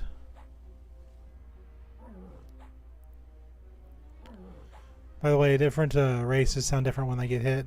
Humans make an ah sound. I guess this guy just wants to sound like a tiger when he gets hit, which kind of thematically makes sense. See, if I was a little bit higher level, he'd be charging me money. Now that chunk of bronze is kind of important. And see, even though this is below, this is cloth armor, I still can't wear it because Beastlords only use leather. Now I don't know if you saw right there, but right in front of us is a monster called Venom Thing. That's not a scripted spawn. That can spawn anywhere, but that's a special monster. It doesn't really drop anything special, but we're going to go engage it because it's a rare creature. And it'll say, Venom Thing, a rare creature, is wants a piece of you. If we wanted to sit down, we could do that now. But we're going to skirt past the tiger there and fight a rare creature. There's a rare rat called Rufus, but I didn't see him on the way in.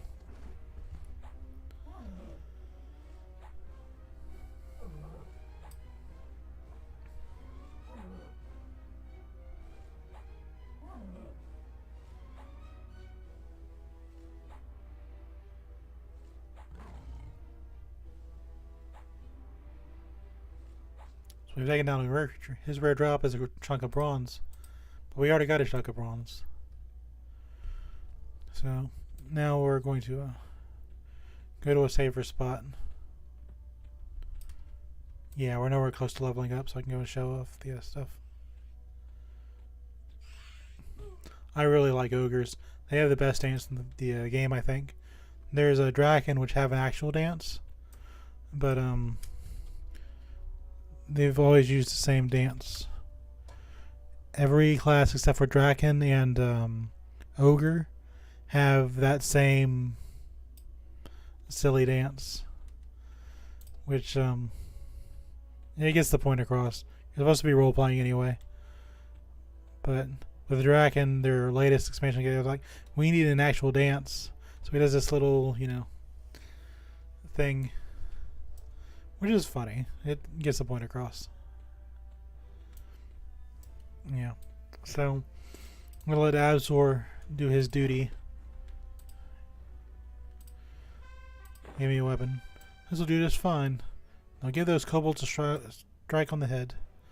This does 1 more damage than my current weapon.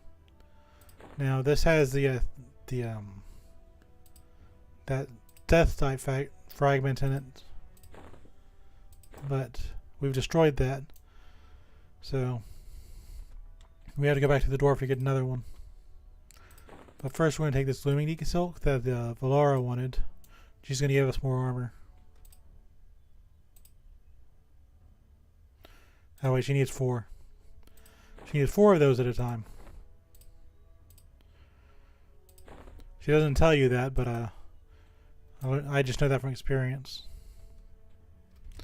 Which didn't come to me till after I tried to turn in the thing. How embarrassing. Well, Crude Defiant sells for a lot. So if I wanted to buy a Crude Defiant back from him, I could. Like if I wanted to buy some boots, they're only 35 platinum, which is a lot more than I have right now. Which is kind of a lot. Since we're here, we're going to buy our 4th spell. And if for some reason you wanted to switch spells, you can save your spell sets. So we'll do this as a general. This will be our general spell set. When we get more spells, I'll specialize certain spells. This is a Draken, by the way. He has a very cool dance. But I can't talk to him because I'm on a role-playing server.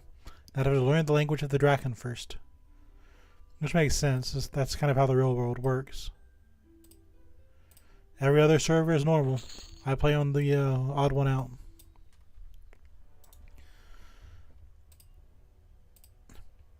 Because people that aren't very fun to play with in RPG games, they normally don't play with role-playing servers. Like, oh, role-playing, that's weird, that's unusual.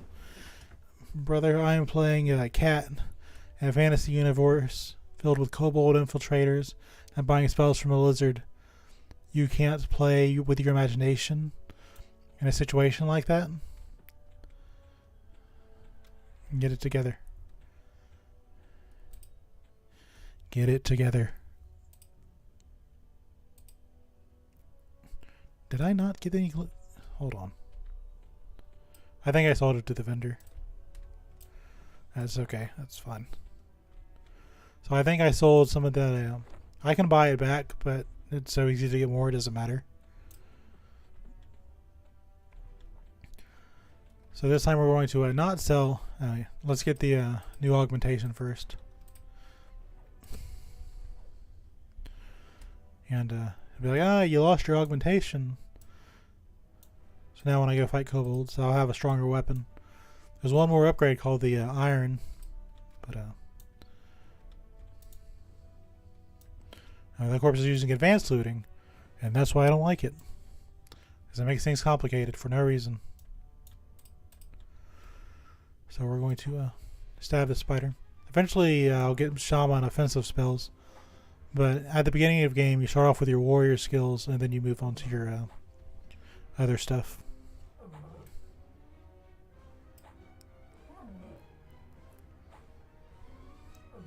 My defense has increased to 7. That means my armor class is going up a little bit. My attack is going up a little bit.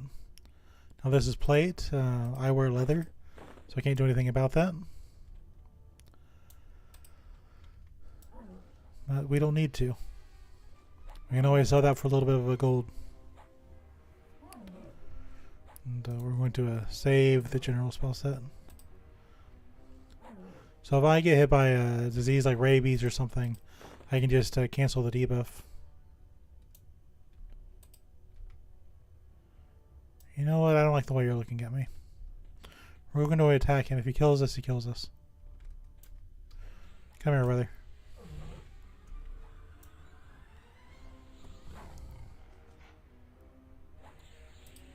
I'm actually going to focus on healing myself, because the damage I do doesn't really matter compared to what the mercenary can do. So if I keep myself alive while the spider tamer attacks me, it should be okay. Generally in this game, they don't like healers.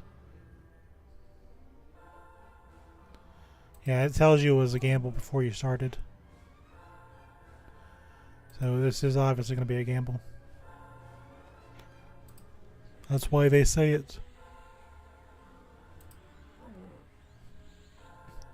So we'll see if I can keep myself alive. He's not going to run out of mana. So I've decided I have made a very poor mistake here. So if you get low enough health, you will walk slower. But I have decided to use my my speed stick and run to the guards. Now, Brawler is still down there. He's still fighting the thing. So I have a choice now. I could either put Brawler on passive, or I could decide I want to heal him.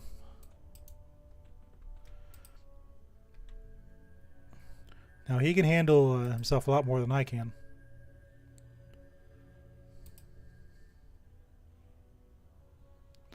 But he can only do so much. So now if I sit, I can start gaining mana back faster than if I was standing. As long as his hit points aren't 0, he's not dead. But I think I'm going to lose my mercenary if I try this. So I'm going to put him on passive. So now he's following me. If I keep him on aggressive, he'll just keep fighting until he dies. So by switching to passive, we can save our mercenary. He's just like, okay, I don't want to fight anymore. Now the spider tamer, he's going to chase us until we're out of the zone. But you can't zone out of the tutorial. So we'll sit up here. Spider tamer going in as a spellcaster, so he has to have line of sight of us in order to attack us. But the spider tamer got killed by something. So now we're legitimately in need of rest. I have no mana to heal myself. And he's going to heal himself passively over time. It didn't used to be you wouldn't get the skill of meditate until way later on. Like casters would get it fairly early, but not this early. And hybrid classes would get it, I don't know, I'll say level 30. But as the game has got on, it make things a little bit easier. And we're resting and recovering at an increased rate. Used to be you didn't have that. You just you would meditate till full mana. You'd heal yourself. Or if you didn't have mana, you just wait. And that's where the game of gems would come in. So you'd be like, okay, I have no friends to talk to. I just play gems. I don't pause my game. And I'm on wave 3. Now if that's not efficiency, I don't know what is. So then you'd be like, okay, you just kind of relax. Play gems for a little bit.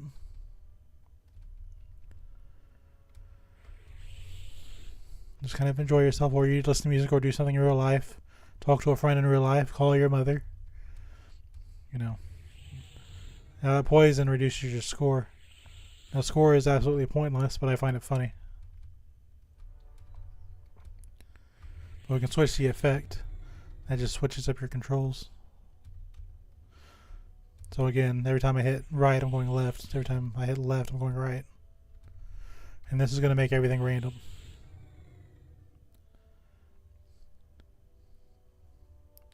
This is incredibly hilarious.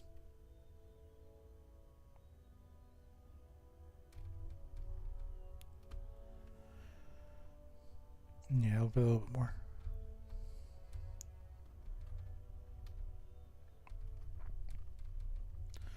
And I'm just gaining my meditate skill.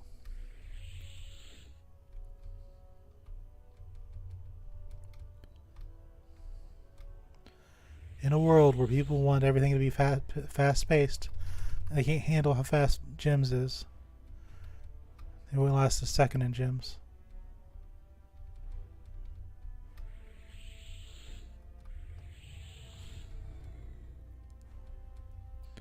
Put you here. Put you there. Put you here. Reverse my controls. Look at this. This is going to be good. Pop. Okay, I'm satisfied. So now, after our brief foray into amazing gameplay, we will resume the fighting. So now we've seen firsthand the spider tamer might be too much for us. Now, if I was to socialize and gather a group of people, there would be no issue. We could easily just strike down the spider tamer and be done with it.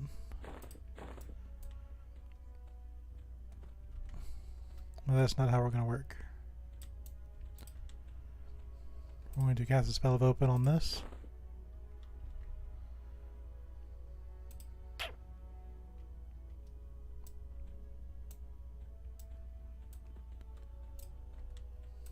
Cast a spell of open on this.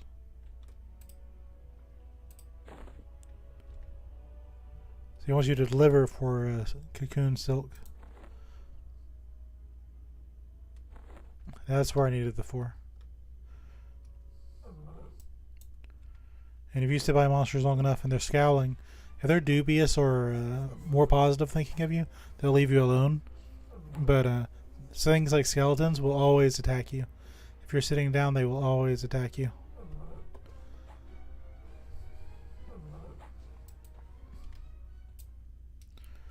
So we're going to go turn in this quest. Get it out of the combat log. And then I'm going to go check for more quests because I'm pretty sure there's more things I need to be doing. Now some people will open these chests and they won't loot them entirely. That's annoying. Now what's funny about opening these chests is you do it a lot in the tutorial for extra loot, but after the fact it's just you don't see them. It's like way later in the game. Like I'm talking like level 100. So it tells you what, they are, but you don't use that mechanic very often later on. Until like the very end. Hey, remember that thing you did at the very start of the game? You can do it again. Now I've gotten the leather tunic. So if anybody ever wanted to attack this cat from behind, he is completely vulnerable in full armor. So I think there's kind of a lesson there. Don't turn your back on the enemy, because you will get crit. But that's okay. He'll be fine. There are Vah Shir warriors, but I'm not one of them. I'm a Beastlord. So my pet will be doing the majority of the attacks. And I will be taking a tactical view of the battlefield. So this is the silk that I thought I had earlier. And that's what I was trying to do earlier. It'll just give you she'll tell you she was a skilled tailor before she got enslaved. But if I give her more silks, she'll have more armor. It's cloth armor, but everyone can wear it.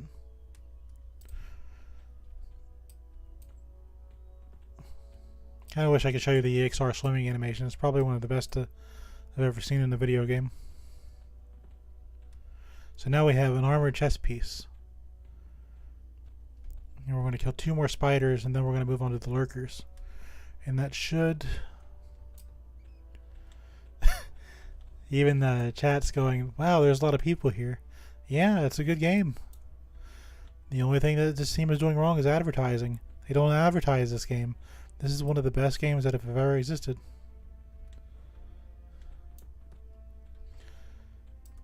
It is very, very fun.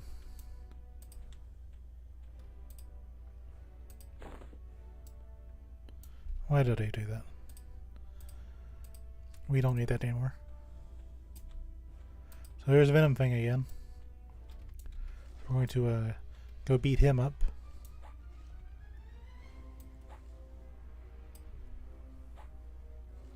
There's some skulls down there, which if you want to get some bone chips, if you're like a necromancer or a shadow knight. So you don't miss anything with general chat, but they're just funny.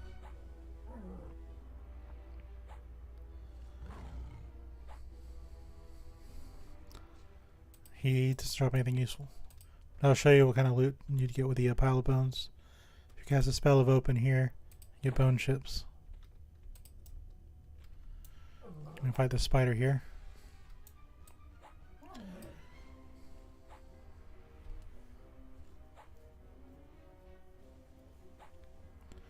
It's kind of funny thinking I played this game in high school. and later on I played Minecraft and the games like Spore, and they're still popular to this day. But what this game needs to do is advertise. People will be like, whoa.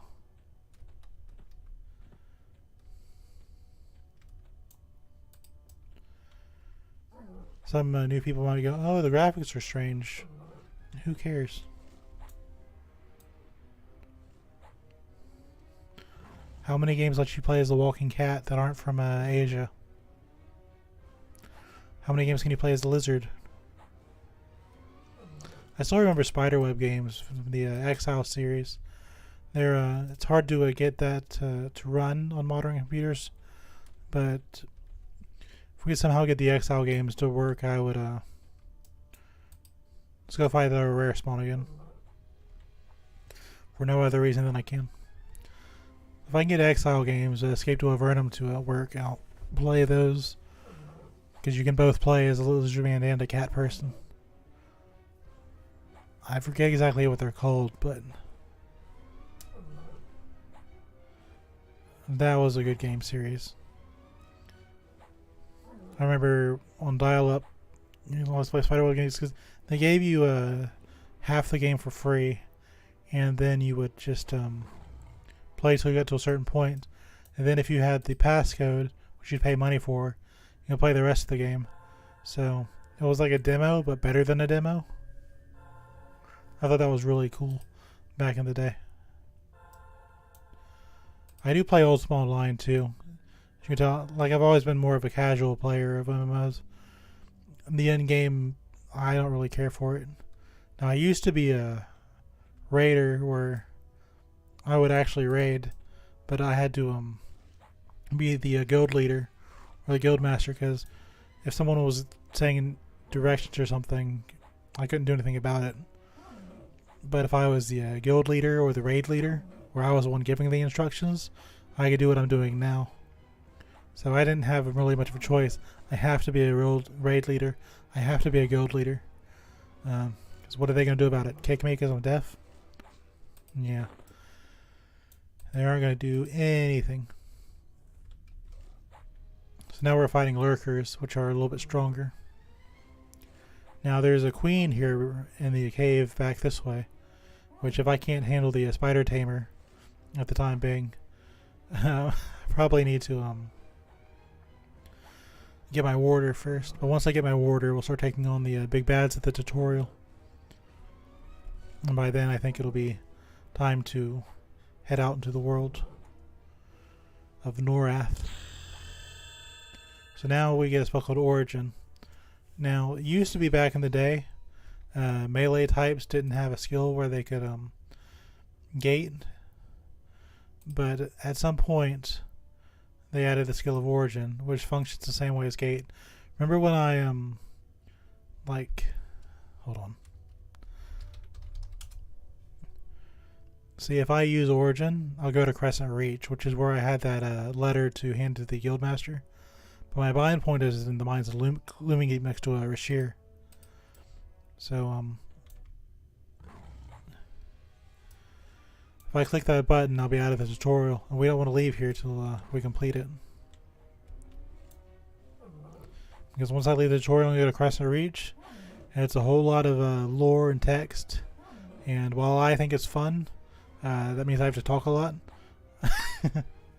So I don't want to throw out my voice just yet. We're getting to the point where I can talk again, because I don't use my voice very often. And that's good fun for me. I can talk! Rue the day. When I hit level 5, I got the skill of dodge automatically. It used to be you had to go to your class trainer and learn it. But it's okay if that makes things a little bit easier. I want to check something. Did I learn cooking? Oh, it's baking. Yeah, so I might have had it earlier, but cooking in this game is called baking. You can beg for a copper and stuff. This isn't really very useful. And sometimes it makes monsters attack you. If you want to get really good at being drunk, you can. Leveling up these skills is kind of a trap. When you're a higher level, you get skills faster, but they're more useful at lower levels when you actually use it. Now, if you didn't see something while I was digging through that, I saw this spell kick. So if I want to kick monsters, I can do a little bit of extra damage. If you want to inspect something before you open it, you can see if there's a trap that you'll take damage from. That's more useful for rogues, but you can do it. And you may have noticed I've been calling these things the spell of XYZ. It's because they're spells. If I want to inspect that thing, I can. There's no reason for it. If I want to open it, I can. There's no use to that either because I already have the loot that I need. So now I can kick. My Vah Shir will do a little kick animation. I'll do a little bit of extra damage. I don't think I had that initially, but maybe I did and didn't notice. But there's the queen way up top, which I don't see her on my screen.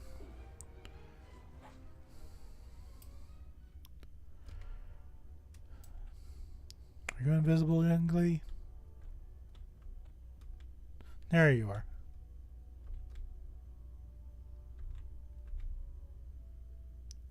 That's not normal. I don't know what's going on there. That is not supposed to happen. But we're going to go to the guards and say, hey, we did what you asked us to do. Now, I want to see something. Yeah, you're not a challenge anymore. Now, we didn't get really any new gear. We got a new chest piece. But I want to show you something. Even though nothing happened, the level that you are determines how much damage you do. So that was fight where we struggled a lot when he was a gamble. He's already down to a quarter of his health.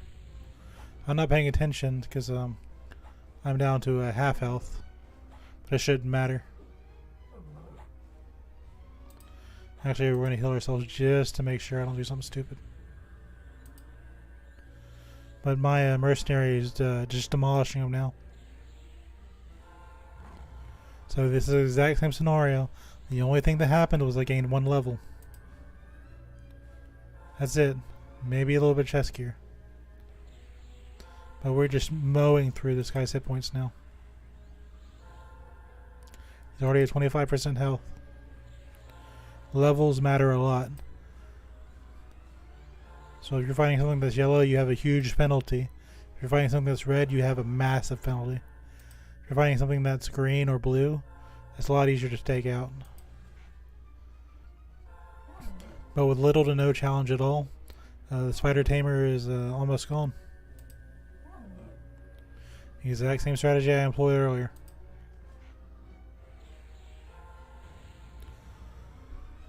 I think that's important to show on stream. That way people can kind of grasp what's going on. And this is just, I play the role-playing server. Everyone already kind of knows that. There is only one role-playing server. But, there's really not a whole lot of grouping opportunities at the beginning of the game. But if you do want to play this game, I do recommend playing it on any server. It's a lot of fun. But yeah, I did want to show monsters' levels matters a lot. There was no real mechanical difference there. He just went down much easier just because I leveled up.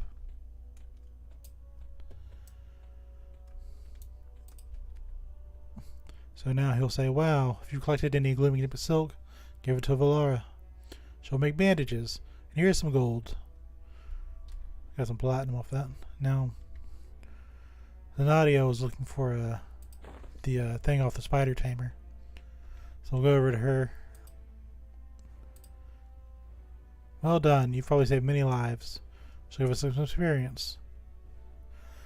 And we have kind of the joke that we gave the Dark Alpha flower That is terribly funny.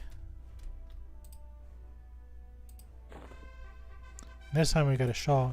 It's completely random what you get from her. But you really lose nothing from doing so. Go check for spells. And I think we're going to go to a new area. Some people will talk to you. I just talk out of habit.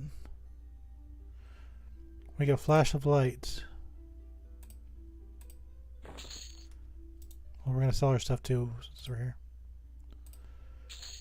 A necromancer's probably going to see me selling the bone chips and be like, yeah, you're a jerk. But it doesn't really matter. I'm sure there's some vendor that's selling thousands and thousands of it. Millions of bone chips. So, Flash of Light. Creates a flash of light, temporarily blinding your target. Now, remember when I told you earlier that monsters will follow you to the end of the dungeon? If you blind them, they will temporarily, for a few seconds, for 12 seconds, not chase you properly. They'll just start veering off to the side or just running in a straight line. If you cast this on a player, that happens. Well, obviously that didn't last that long. But, if for some reason you decided you wanted to blind another player and you were doing a PvP for some reason, you can black out their screen. There's a enchanter spell called World Soul You Hurl. It'll spin your character really, really fast. Yeah. So for the next 10 seconds, well, it wore off. But imagine you're in PvP and somebody just said flash of light and you could see absolutely nothing. So good luck with that. You could still access your UI, you know. Back when the game was forced into first-person perspective, that would really throw someone off.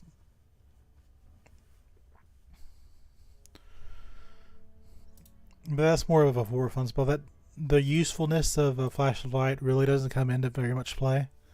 But I remember when I was a young paladin, I would use flash of light. If I was running away from the gnoll would shoot off in another direction, and sometimes it give me enough time to get out of the zone and make it out in one piece.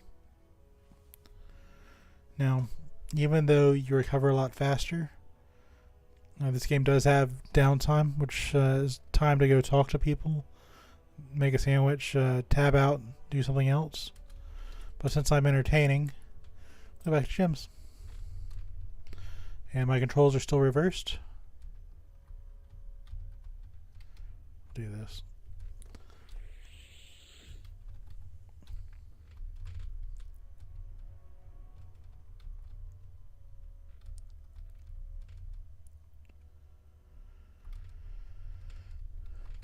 Doing the hardcore strats here.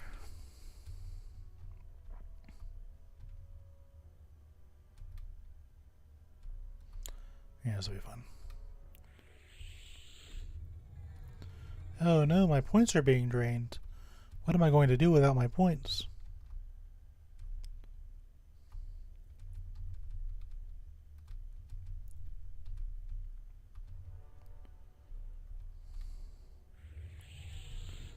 So while it would have been nice to get that Connect 4, I think we'll be okay. That is going to get me killed. Stop, stop, stop, stop, stop. Cease your shenanigans.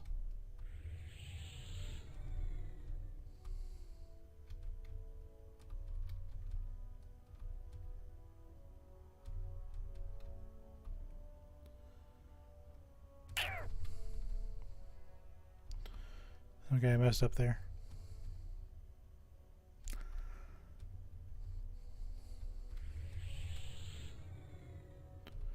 That was a good call.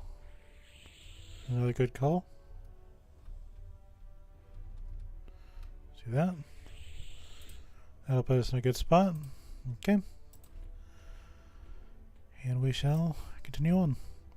Now, I've cleared out the quest in this area. So they'll say, we don't have anything more for you. Unless you want to go fight the Spider Queen, which is a group quest, which I'm going to wait till I get my tiger before we take on. Because that makes more sense, I think. Plus, like I just showed you with the spider tamer, level matters a lot. So we're going to go the path we haven't taken yet. I'm going to talk to the two humans and barbarians. Can you hear the sound of combat echoing through these tunnels? That's the sound of war. Gather a group of comrades and spearhead an attack into kobold territory. I will reward your bravery and kind, soldier.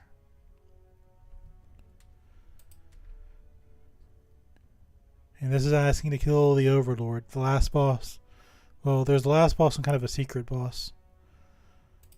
So he's just saying, complete the tutorial. Destroy everyone and everything. He's just like, nah, you're too weak.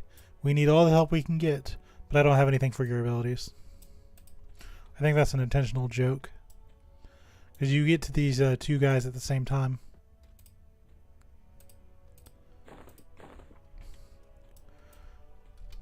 But, there's actually a secret, which I'm going to show you. Let's get back to the main area.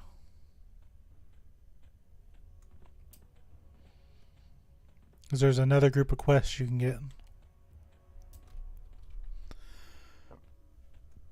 But you see this? You see how this is a circle? You see how this is the default map? You see this? This isn't my imagination.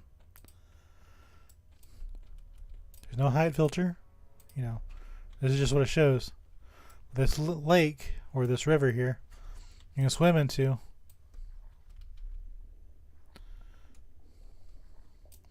My swimming isn't very high, so I might need to go for air.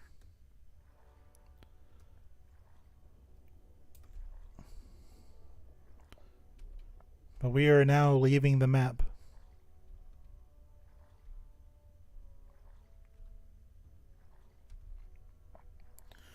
EverQuest is one of those games. It has invisible floors. It has secret walls. It has levers and switches. If you go into a dungeon, you have to be ready for anything. In the official maps, they're telling you right from the start of the tutorial, they don't play by the rules. That's not how Dungeons and Dragons works. And so it goes. And you're supposed to find these guys at level 4. You're supposed to explore the tutorial area. You're supposed to really, really give it a good look through. And they're defending this area. So they're all they want you to do is just walk around and scout the area. The reward for scouting is a scouting quest. And he's going to give us a lamp, which is actually a bomb. And we'll place the lantern bomb into a box later on. But I think I'll get our character killed if I try that right now. So it turns out all the slaves aren't on the same team. There's different factions, which is kind of what I was showing earlier with the faction screen. The goblins aren't playing nice. And let's see. There's a kobold locksmith, which he'll patrol around. He's hard, but not really that hard. But the monsters here are a little bit strong. Just like I showed you with the spider tamer, we're going to not deal with those just yet. I bet you I could probably take him on, but it'll take a lot of resources and of hurting us. So this is back to the pre-wall. He'll show everything. So if you do play this game, check out Reroll Maps. He will show you all the secret passages and everything else. Because this game will not tell you things. It'll trick you on purpose. This game will just be like, there's nothing there. This is an official map. There's nothing there. There's no reason to explore. It's just a lake. There's no reason to go into the water. No, there is a lot of reason to go into the water. And this is just the game trying to teach you that by experience. And I do like that about this game. It's not really a handholdy game, but if you take it seriously, this game has a lot to teach you just by exploring. So there's no reason ever to not explore. If you're talking to your friends, just go and hang out. Just wander around the level or the zone, and you will see things you didn't expect to see. Ixars looks so cool. I can tell that's a monk just by looking at his gear, but he looks cool. Now Ixars are hated pretty much everywhere. He can't go into any town without being attacked by the guards, which you can kill the guards back in this game. It's pretty much a free-for-all. If you want to fight guards and merchants and vendors, you can. Nothing is stopping you. But and it's just too much of a bother most of the time. So we've taken him out and taken some ore. Well, that's for blacksmithing, but the only thing with ore is it weighs a lot and it takes a lot of space. It doesn't sell very well. So now we'll start seeing players die, because this is where things get a little bit tougher. Monsters start working together to fight you. So same strategies still occur. You just turn your back to it so the mercenaries can attack without being blocked or dodged or whatever.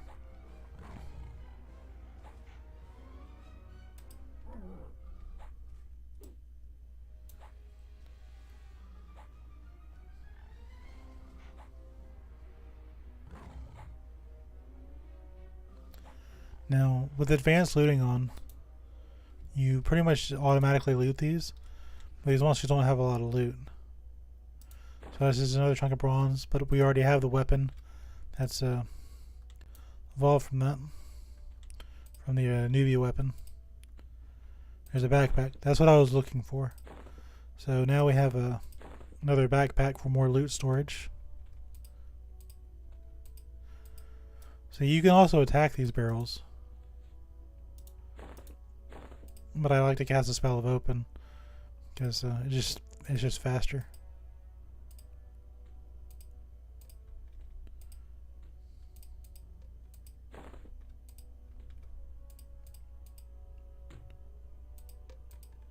That bow sells for a lot, which is very useful for us.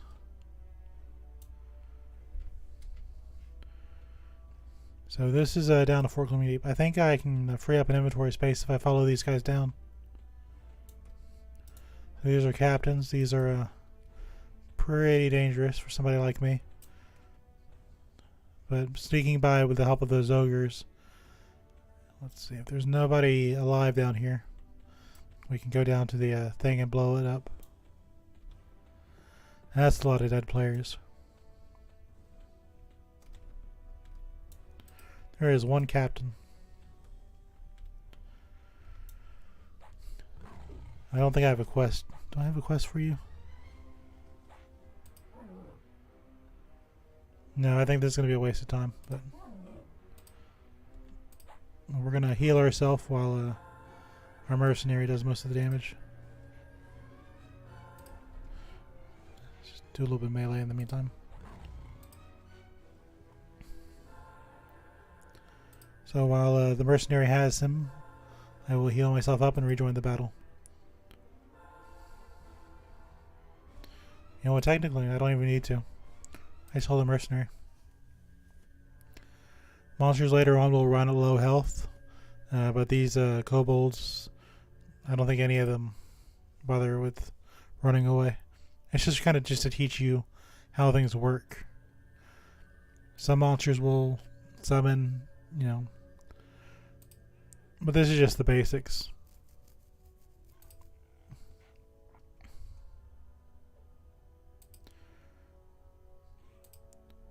Now what's going to happen is that ogre planted the bomb, which I was going to do. So I'm going to have to wait a second to reopen that.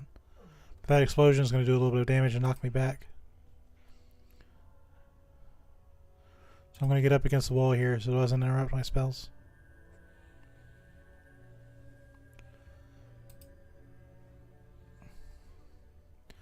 So Kazakh Touch is for Kazakh Thule. That's instant death. There are monsters in this game that will instantly kill a character. So if you are soloing, you can be instantly killed. You have to team up with other players in this game. That's not a, oh, I'll just solo. If you want to fight every monster, you have to team up with other players. Your character will be killed. This is not that kind of a game where, you know. So doing that leveled me up. So the game kindly informed me, when I die, I will lose a little bit of experience. Now, that knocked my neck. That knocked my mercenary forward, which is kind of funny. So we're going to take this time to recuperate. Let's see. What do I have? I have no real vendor loot, but I did free up an inventory slot coming down here.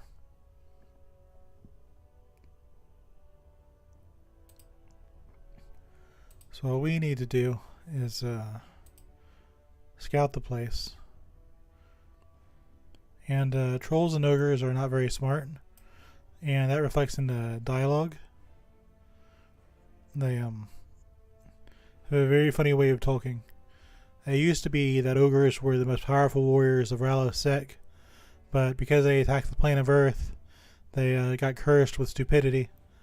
So they are still very formidable in the game, but they all talk very funny. And the trolls are just more of the same. I think they just copy the ogres, to be honest. But I like to play ogres and dark elves because they have the coolest things. Never really had a chance to play the Beastlord Vah Shir. Normally when I see evil races, I normally go like, yeah, that's going to be fun. Let's play something that we're not. Let's do the fantasy. But figure I'll play my cat. People like cats, right? I assume. They have cheeseburgers, or at least desire them.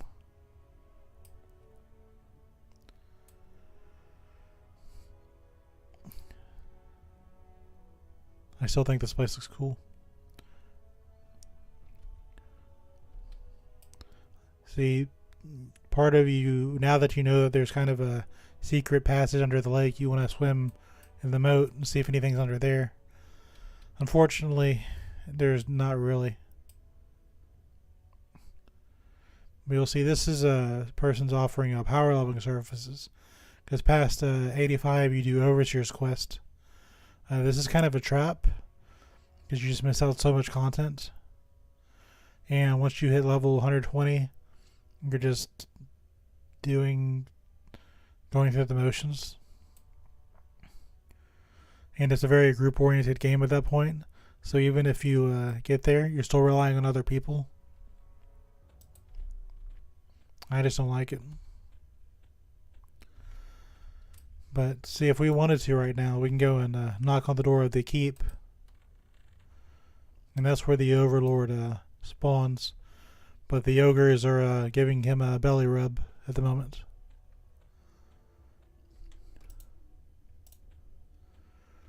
So we're going to walk past all these corpses and go back to a safer area. Which I say safer in quotations because I don't think I can be slain by these monsters, but there's always a chance something can go wrong. Now see, this wood elf has a Vah Shir mercenary. Right down here we're limited with this human mercenary, but when I get out I have to decide what kind of mercenary I want.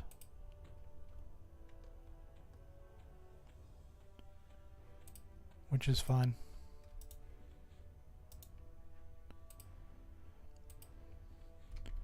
Now I'm supposed to be scouting this area. It's going to tell me to go to dig site 2 to finish the quest. And it's just getting me familiar with the areas. Now I can go back and tell him I have explored the areas.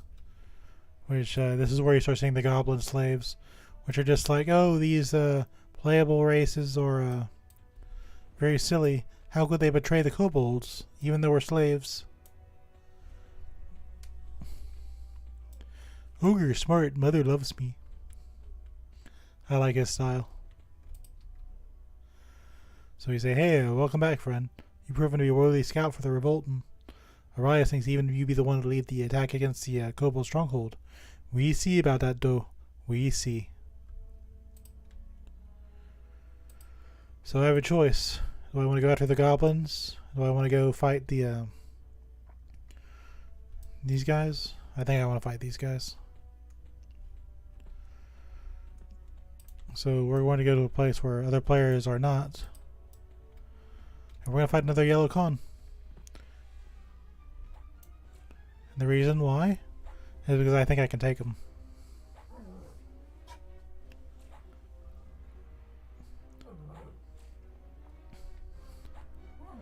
Now this is normally you want to stay with blues and white cons, maybe even green cons. But if you know what you're doing, you can usually take a yellow or a red. But that all depends on what the yellow or red is. Some monsters are undercons, which even if they're blue or green, are much stronger than you think they'd be. And on the other side of that, you'll have really deep red monsters, which are much weaker than you'd think. So fighting the slave warden, I did lose more than half my life. That is still a fight you have to be careful with. But by taking him out, I got more experience than I would fighting a blue or a white.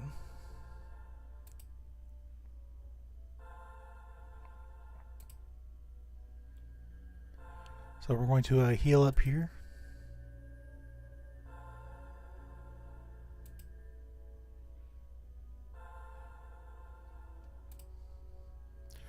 Just cast healing spells over and over again.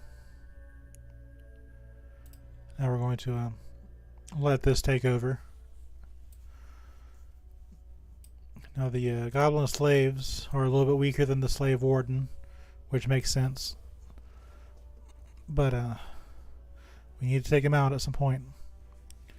We'll eventually be going into a cavern, or a mine shaft, I guess you call it, with a few caverns, which one has the secret boss to the dungeon, so we might take a look at him real quick.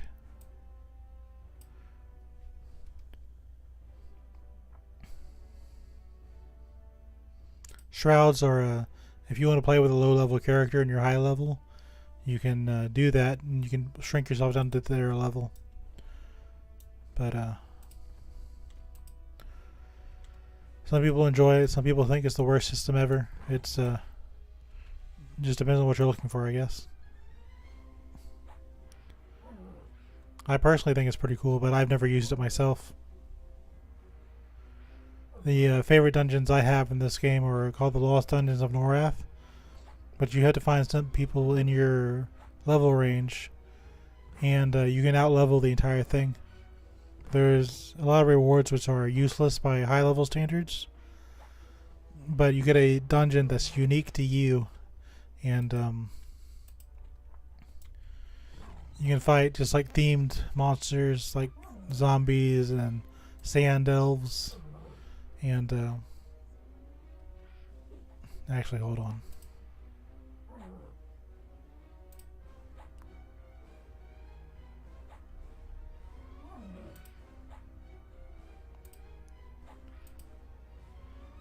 Yeah, you can fight dark elves, sand elves. I forget what this one is. Froglocks, undead. What's the Rejarkian Hills?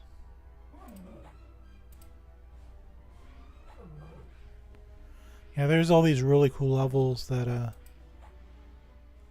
it's just hard to get, into, because you have to have a group to do it. But the opportunity just isn't there. But I love those dungeons.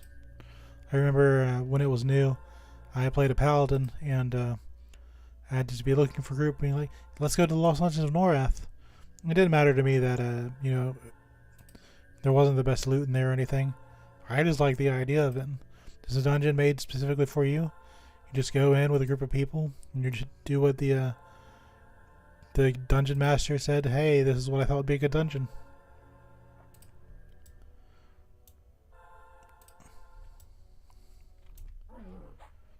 I'd always feel bad when somebody died. Like, as a paladin, you have the ability to tank and heal, and that's before games kind of solidified on what a tank and a healer was. So I pretty much had a lot of freedom. If I wanted to stop tanking for a minute and just stun the monster and cast greater healing on maybe a caster, you know, I could do that. So when somebody died, I felt, you know, if I was better, I could have probably prevented that death. So it was a real challenge for me just to go, hey, you know, let's try to kind of optimize this. But nowadays in some modern games, you'll play them and nobody will talk at all, and I find that very boring. Because it used to be you would find people to make friends with, be like, hey, we had fun together. Let's do this again sometime. Now you got things like looking for group. Nah. Nah.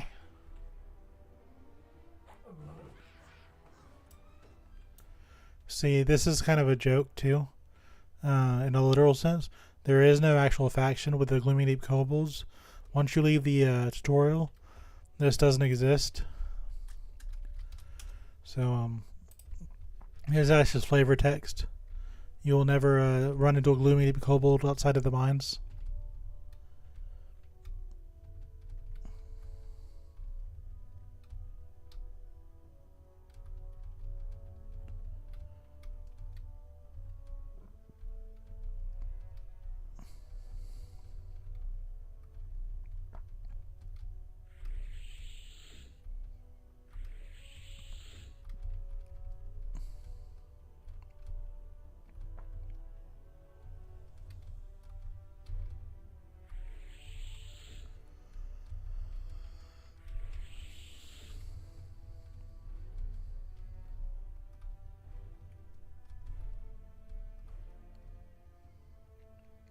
Sorry, my throat's kind of going out.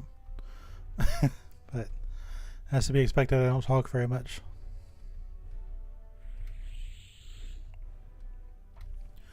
We're ready to go fight again. So the Slave Warden has respawned. But he still counts towards our quest. So we will continue with our dear mercenary here. And technically I could sneak past him, because I know he's going to take out a huge chunk of my life, but there's no reason to do so.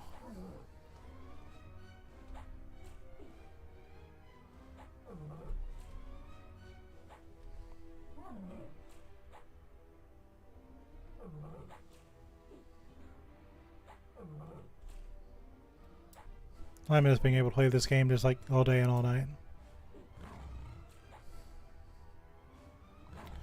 Now in this situation, is my mercenary behind the enemy?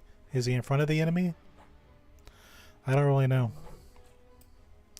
Now if I run away, he'll go onto the mercenary. But I want him attacking me. Actually, I changed my mind. I'm about to die. So the mercenary is going to do all the dirty work for me while I sit over here in the corner and heal. Eventually I'll be switching him out with a healer mercenary. So my pet will be doing what he's doing now. And the healer will just kind of spot heal between what I'm doing and so on. Most of the time I'll have that healer on passive. So you'll see the healer come out if I have an emergency. But it's useful, but to a limit. Because if you're fighting monsters that drop money, constantly just like really pushing it, you can make a lot of money using a mercenary. But if you're just like AFK, like every once in a while, that mercenary will eat your money. So you kind of have to make your choice.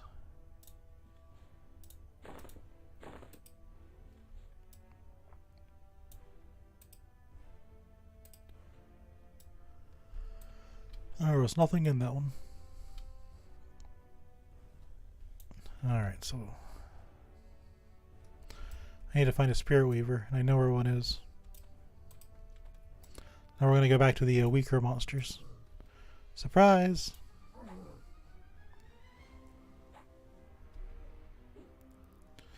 Obviously, it's better to keep on full health and full mana, like all the time, because you don't know what you're going to run into. But actually, hold on. So Vah Shir have a special skill called a Safe Fall. And it's at 50. So normally you take fall damage just falling a little bit. So the Vah Shir has their special racial ability. You can fall a little bit further and not take damage. But I'm not really sure how far I want to take that test.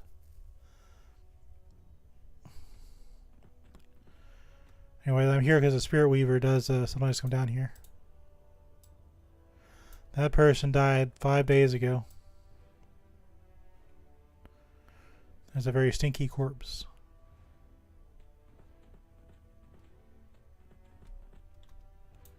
Yeah, this is the secret boss.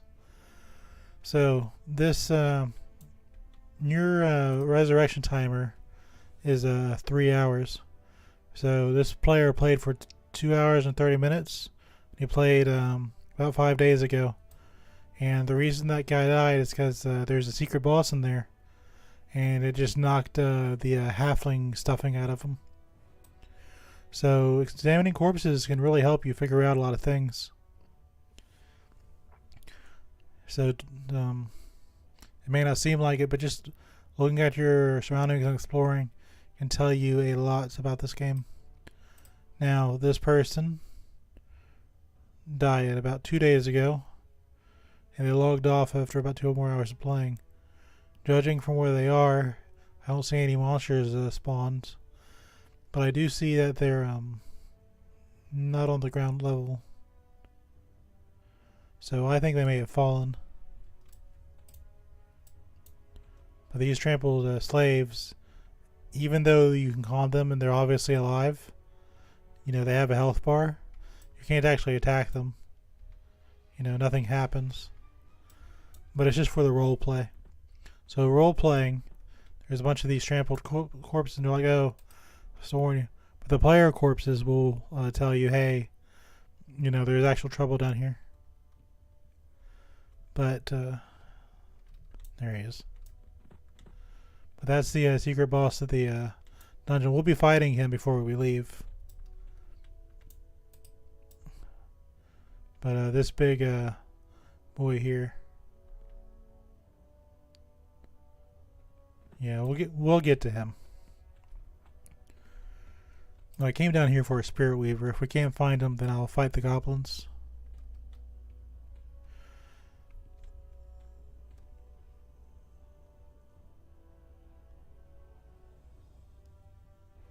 Yeah, we're fighting goblins. I'll find the Spirit Weaver later. There's also Spirit Weavers in the final showdown with the Overlord. No, actually, we're going to let that person do their thing. We're going to go over here.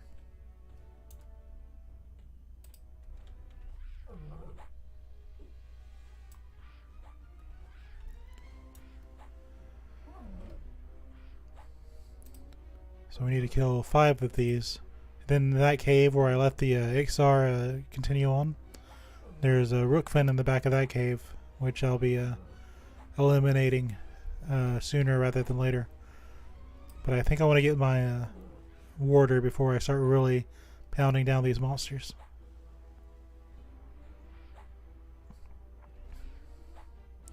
Just having the extra damage, it's going to make a difference. Then the Beastlord becomes an actual Lord of the Beast.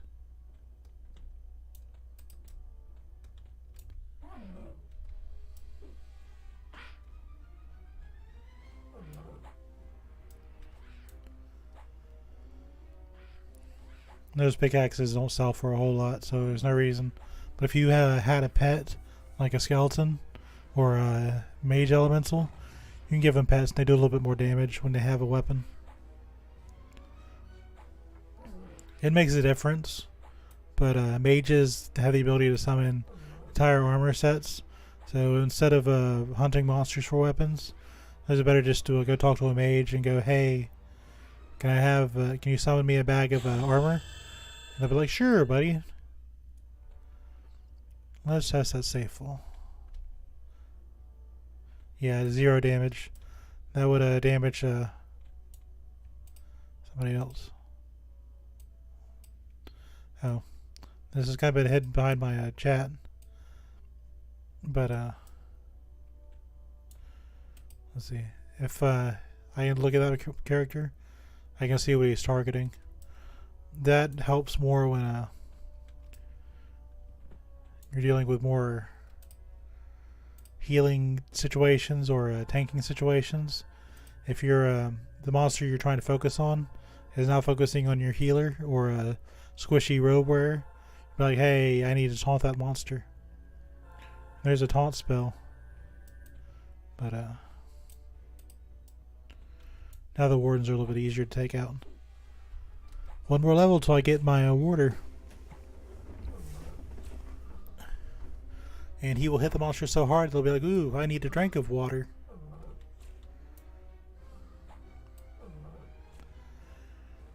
Now what's funny, in this game monsters can knock you back. So if he hits me too much, I can end up falling off this ledge and onto the stairs below.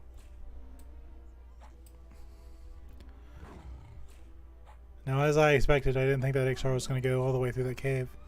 So now while those monsters are down, I can go out there and fight Rookfin.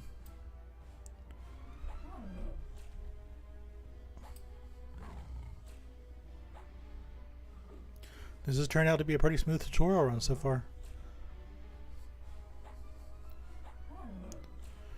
That person keeps using elbow strike. That's a warrior and monk discipline, which it does the same thing my kick does. It just adds a little bit of extra damage.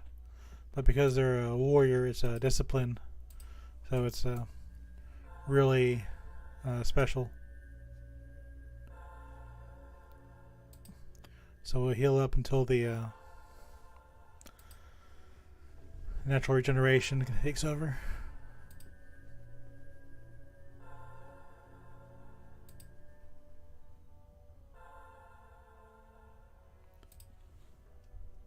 Actually, no, let's go ahead and go. These monsters will respawn at some point.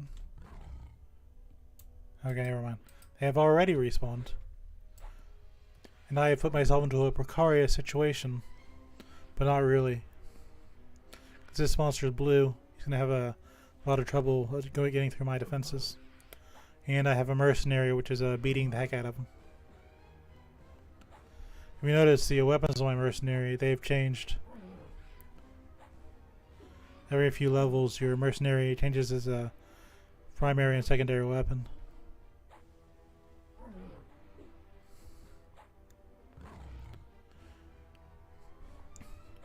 Now, if I went back to the spell vendor now, I could buy priest spells, which lets you heal a little bit better, and they give you a little bit more defensive magic. But we really don't need it. Just do it all at once. Like in the base game where the Beastlords came out, there were monsters in the starter area which did these spells, so it made sense back then to have them. But in this new tutorial where everyone gets sent to nowadays, they're good to have. You know, you will use cure disease later on. Let's heal just a little bit. See, if I had minor healing, I'd be using more mana, but I'd be healing faster. But it does about the same thing. You just have to click maybe one extra time.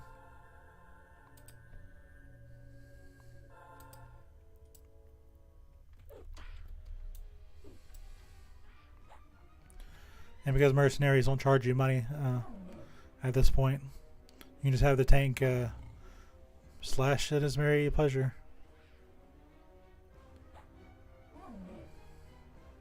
But I will need a healer at some point.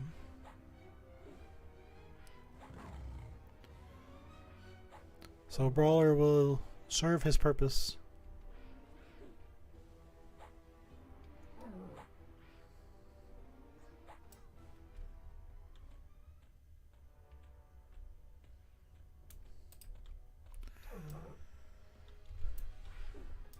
These guys get paid more as janitors.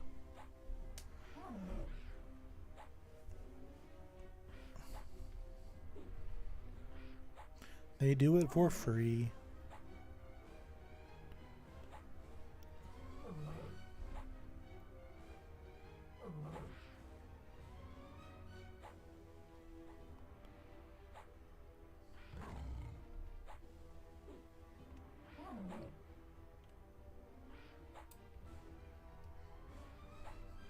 Most Beastlords you see later in the game they use hand to hand. They use claws.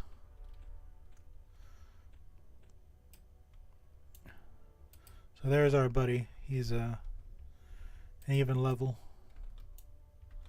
So what I'm wondering is, can I get them separate? And if I get too close to him, he's going to decide he wants to fight. And we don't need that right now, because I decided I would do the separate. Now he's healing the Goblin Slave. As long as I don't attack him, he won't join the battle, but he will assist until the slave dies. He'll just go back to, oops, I wasn't doing anything. Don't mind me. So in general, out in the actual game world, always take out the healers first. They will absolutely be annoying. So, oops, we're not in combat. He wasn't just healing him. That absolutely wasn't happening.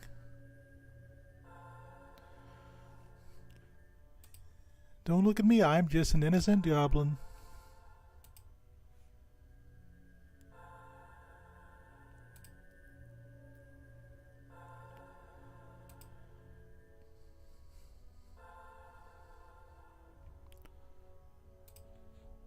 Just relax just a little bit here.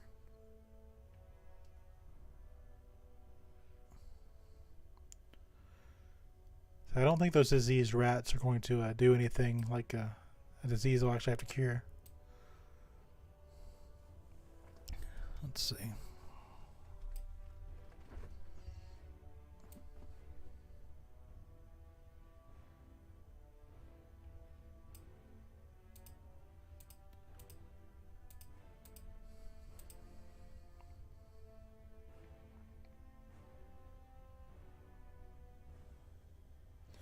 Yeah, you can adjust pretty much everything in this game. You can even have voice macros, which is a little bit beyond me, but we'll get to pet information in a little bit. There's a tribute system, which if you donate gold or items, you normally want to donate items to a vendor or a very special person. They'll give you temporary buffs, which I use on my cleric. There's a zone guide. Like, let's say you were wondering what zones you could go to. These are all the basic town zones, which is there's a lot of towns. These are the newbie areas. Like if I wanted to go to Blackborough, which I grew up kind of in Blackborough, now would be a good level to do it. But if you were an elf, you would go to Clan Crushbone. Or if you were from Freeport, you go to Befallen. If you're an Ixar, you go to Kern's Tower, which is a really, really good spot. The Wrath Mountains is a place where people used to farm platinum. And I have tons of stories I'll be going through just from my own personal experiences when I was a newbie from 2004.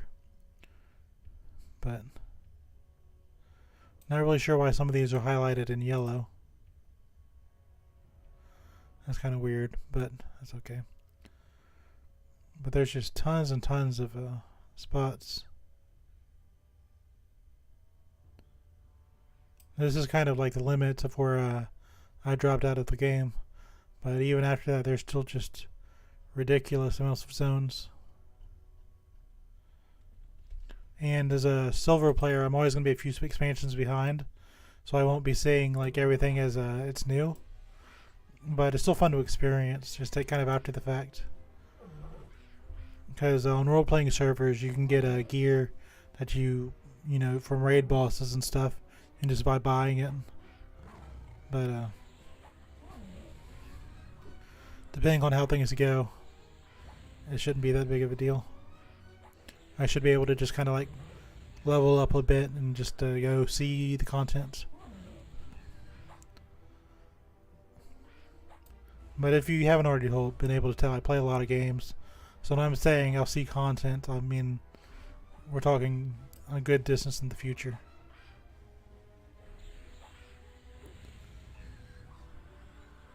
My poor little Rookfin here is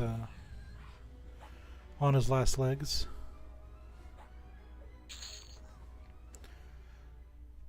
This it seems like it'd be good. I know from experience that it's not worth picking up. And a worthless mining pick is worthless in every sense of the word. So we can go to Scout Kaikichi back and see what he has to say about me succeeding there. And get some more wonderful experience points. And that kind of concludes the Goblin of the chapter of the Goblins.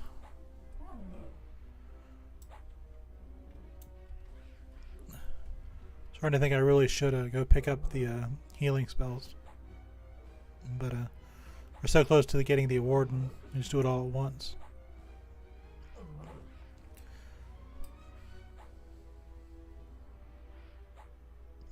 Because then we'll go tackle the Spider Queen.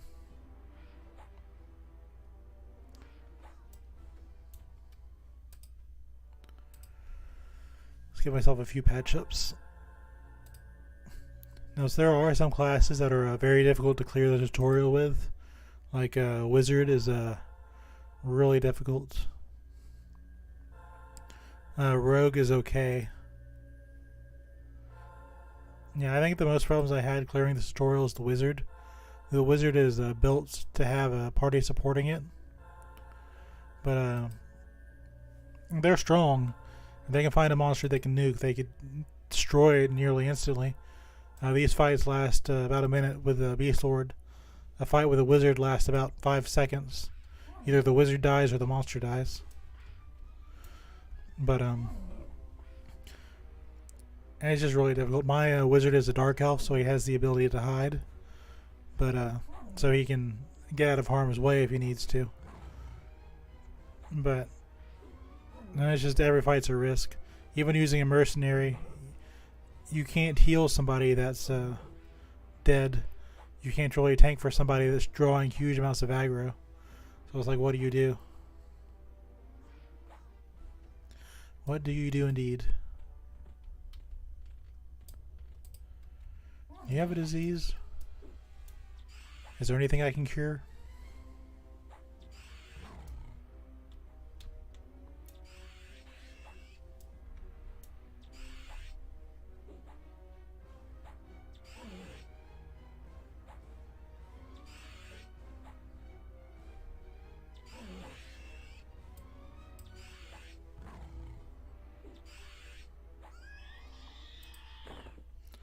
Doesn't look like he had a disease, so that's okay.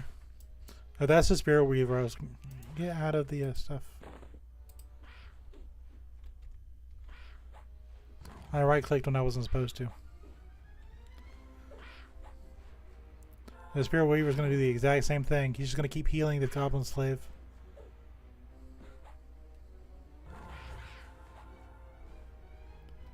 You know what, sir? I can heal too.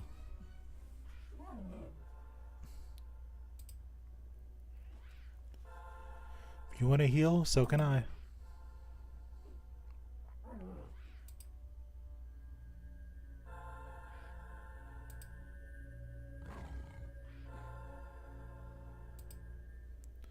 How you like this?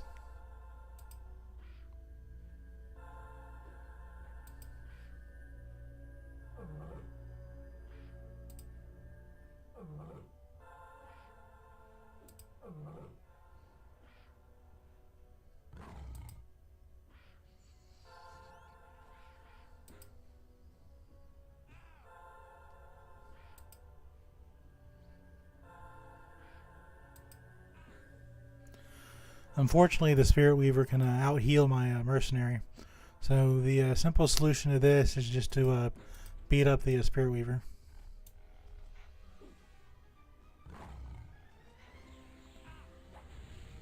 Now I've got my back turned to the Goblin Slave, and let's not do that.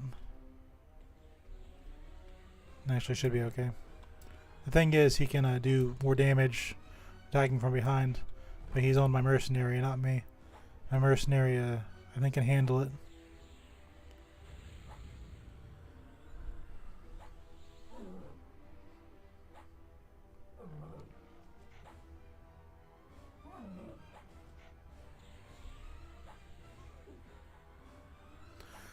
See, when the Spear Weaver is dead, he's going to have a little bit more problems healing.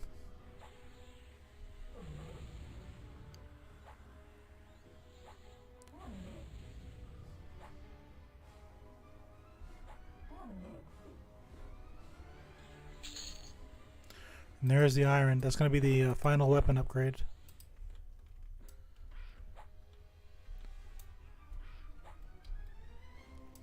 We got a staff, which is going to sell for a good bit. But I still want to wait till level 8 before I get back to town.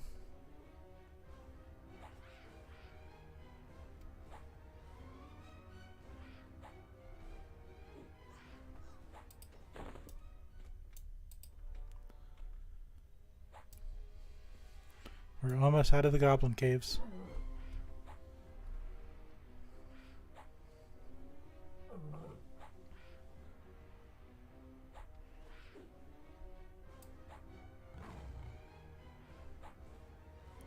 I don't think anything else can really pose a threat to me, so there's no reason to go and heal.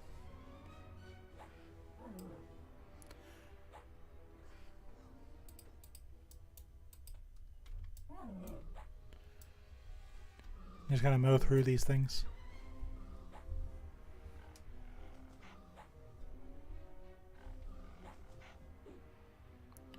We just keep on moving.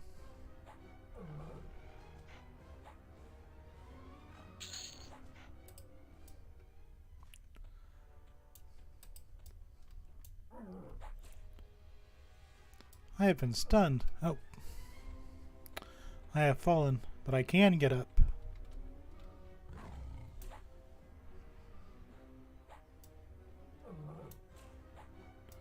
So actually what we're going to do is we're going to let the our buddy here handle the fight.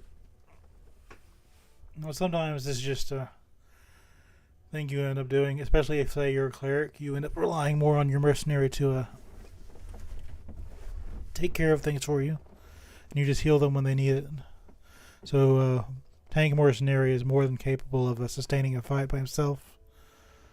It's not as fast, and he will be relying on you to heal him, but I'm nearly out of mana, so we'll just let him handle this one. It'll be okay.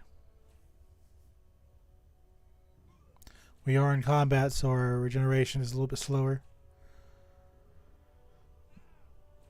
But I think he'll be okay.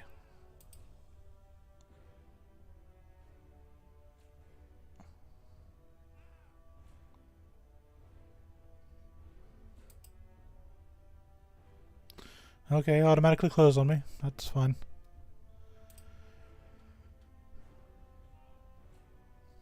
Because I'm an old account, I do have some things that I can claim. But I see no reason for it right now. It tells me every time I log in, you have rewards to claim because you're a veteran. But I don't need them.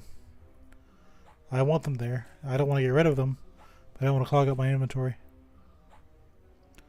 You only have so much space.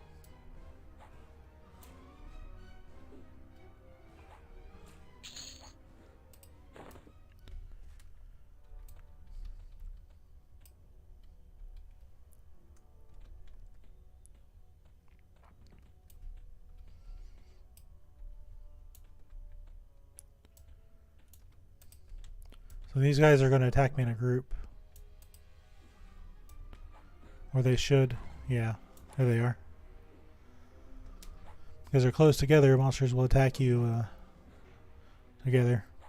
But the grunts are not very strong. And with my mercenary buddy helping me out, there's no problem. I know that Gloom Chain Iron Bracer is not worth anything. So we're going to clear the inventory space.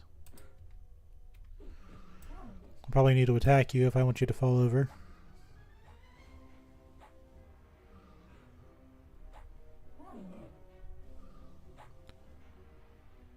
You have been defeated.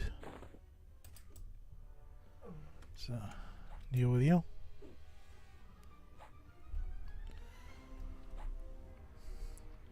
It's a nice, peaceful day.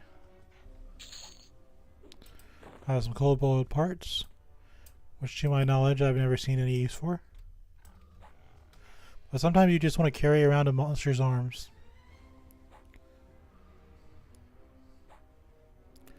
It sells to the vendor for a little bit of money.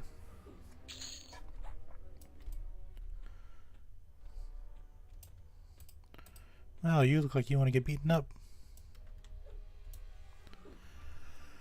You picked with the wrong cat person.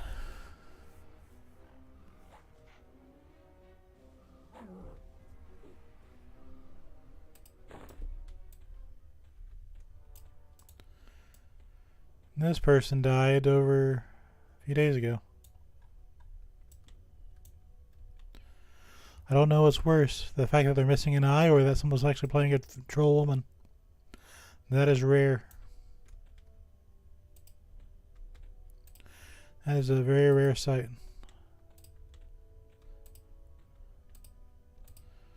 Almost as rare as a Vah Shir, outside of me playing it. And that one person in the other area. You really don't see them very often. Nope. Camping in this game means you're going to log out.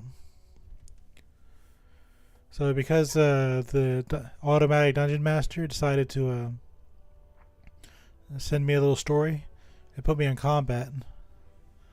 Now why that happens, I don't know. But I thought I'd show that off.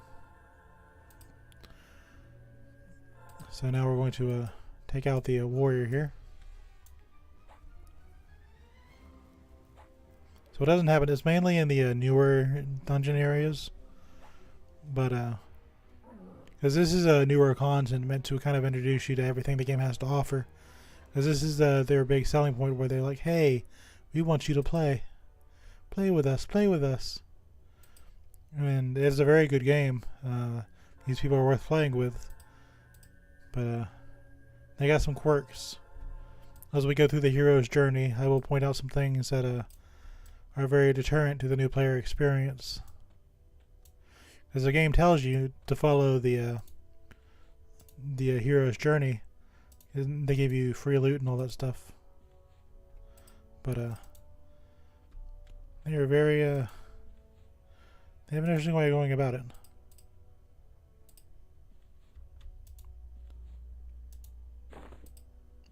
What happened with those arrows is there was a quantity saying, how many of these arrows do you want to take?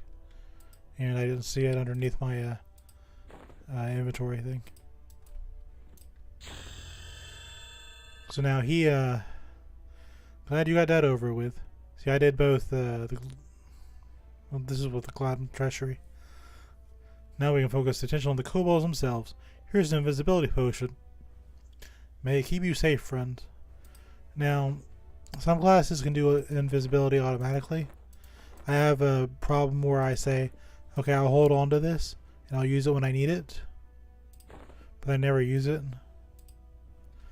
And bandages are good if you can't heal. But this character has a healing spell. But most importantly, we're level 8 now. Which means we can go back to and get our pet. So you will get to see the tiger warder.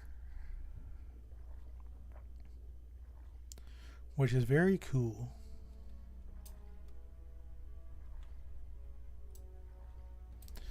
And then it's time, once I get my warder, it's time to really start mopping up things.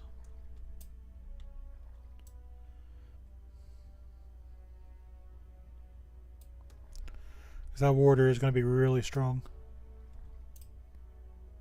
And we're there. It's from character creation to here. It didn't really take that long. And I had a blast. This was really, really fun. This is just one of those games where you could just chill out and just enjoy yourself. There's no pressure. You just do the basic things and you succeed. So we're going to go to our spell vendor. Somebody's going to play a gnome.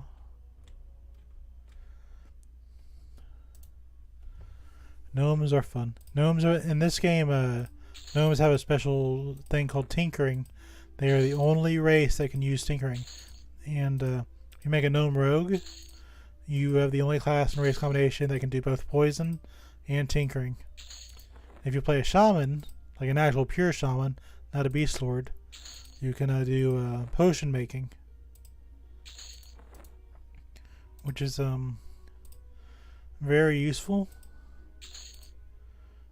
But finding, you used to be able to sell gate potions to teleport you home, but now they've got the origin skill, so I don't know how good gate potions are still.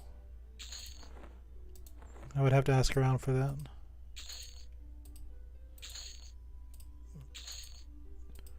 And I'm sure potions are still valuable. It wouldn't make sense for them not to be. So we haven't been here in a while, but we can get minor healing for free. Get inner fire for free. And Spirit of Shark for free. Now there's a healing spell specifically for these warders, which kind of tells you in the back of your head, hey, you're supposed to play healer for this thing, which means they're there to protect you. So salve is good for 9 hit points, and this is good for 20 hit points. So this will double my healing amount.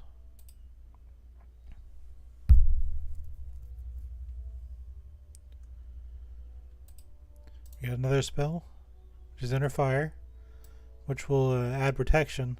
So when I get hit, it won't be that much. But sensing animals really isn't useful. Yeah, I could tell there was a bat over there, but why? So we're going to have that. And the next pet is our Spirit of Shark, which is it summons a feral warder to help you in battle. So this is the big boy. Now, he has special buffs and stuff, and losing him in mid-fight could be a big deal. But I think we'll be okay.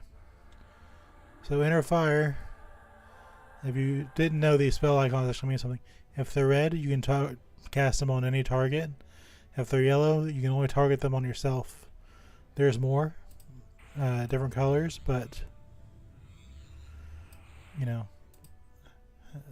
we'll get to that when we get there. But now we have a pet. So we have our pet window here. You can put it anywhere, but I left the spot open specifically to put it there.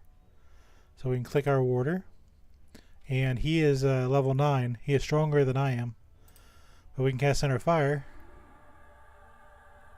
and make him even stronger. And then we can click Brothor to make him even stronger. Now it says he's level 3, but he levels up with you.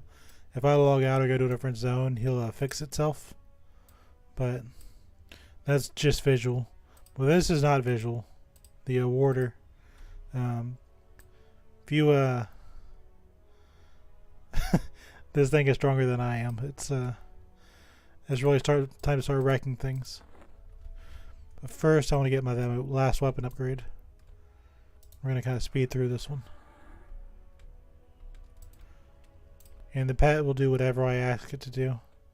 So if you want him to guard a spot or somebody, he will do that. There are a class, they're called the Enchanters, that don't have any control over their pets until like way later. But actually, this is a veteran reward, the Gesture of Bristlebane. He plays jokes on your party, Bristlebane is the god of mischief, and probably one of the most popular servers is called Bristlebane. Well, let's get that final upgrade. So we're going to destroy this, talk to you, get the new one.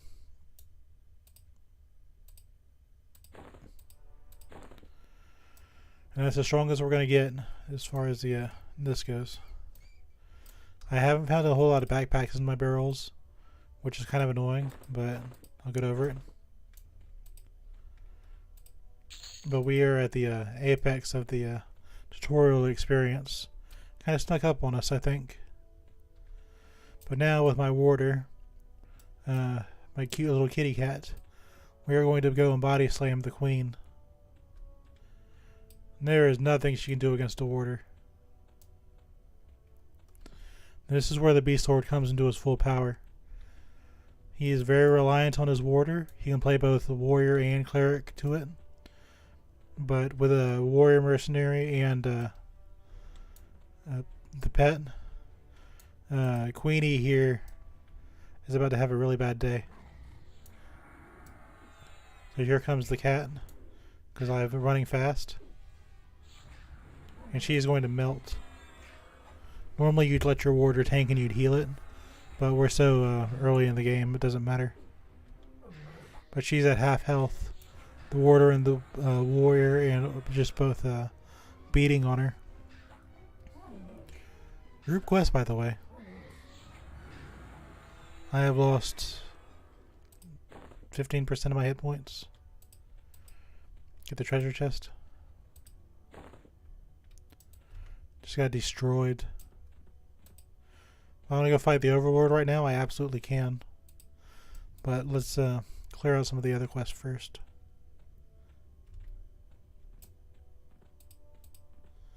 Not every class gets a pet. Not every class is going to be able to do that. If you're playing a wizard, you will need other players to help you do that. But with a class like a magician or a beastlord or a necromancer, yeah, you'll get pets that just make these things look like a joke.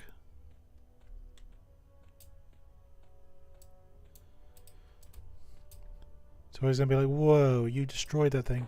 Have a hat. So I now have a potion. This will heal me a little bit over time. We're going to go ahead and drink one now. So for the next 30 seconds, I'll take more. I'll heal a bit more, which will counteract the gloom poison. Which that if you didn't notice, the spider was poisoning me. It didn't really like being attacked. Let's get a little Milton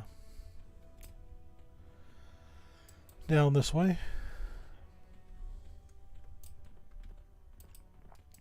So we get up a few more warriors while we're on the way. Yeah, the only bad thing about running fast is it takes your party a second to get to you.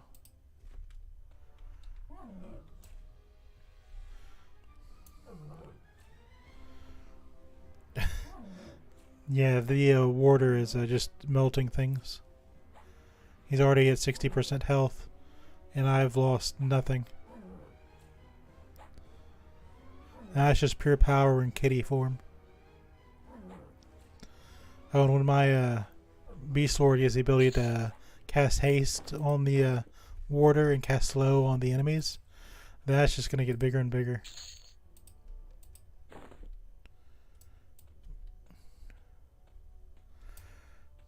These monsters will be asking, oh, brother, I can't believe you're dead. No, I'm sad. Well, I can't do anything about it. Beastlords are not a class that can resurrect. I will just have to settle for avenging you. Let's see. Yeah, I just need to find warriors. After that, I can say I have completely revolted against all these monsters.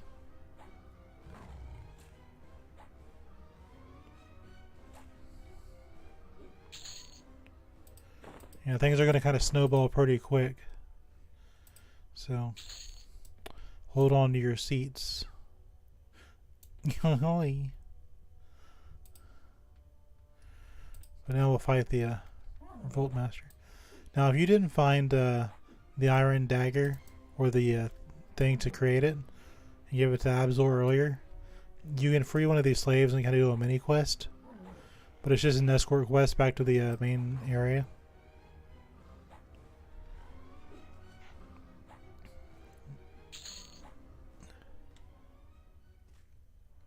And this is over a lot. I'm settling into my old ways. So I will be leaving some things that I know have no value. That's who are here to fight. But he's going to wander back down that way.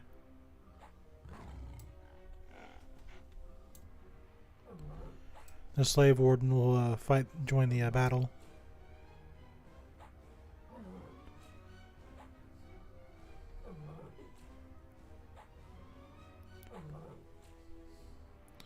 Now that warder has a lot of hit points. I could let the warder just take the fight and let these two do their thing. Because if you want to be technical, he's wearing full plate mail, and the warder is built to fight. I am sitting here in leather, just fighting for these guys.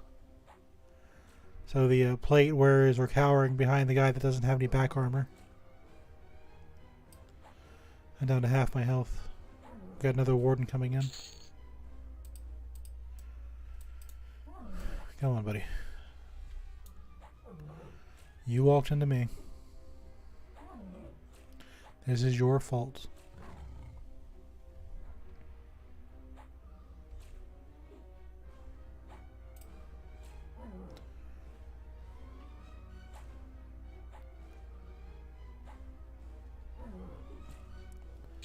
Yeah, they'll flee during moderately challenging encounters. So even though I'm completely walking through these, there's a chance my mercenary will just go, nope, see you later, buddy. It's a different ogre. Ogres are very powerful, and they're a choice of class that you normally pick. Like if you were to be min-maxing, you'd be playing an ogre or Beastlord. You wouldn't be playing a Vah Shir, because ogres can't be stunned from the front. So if you're casting spells like this, monsters can interrupt you. They can't do that to an ogre. So I'm technically hurting myself by playing a weaker class. But on the other hand, I can sneak. And an ogre cannot sneak.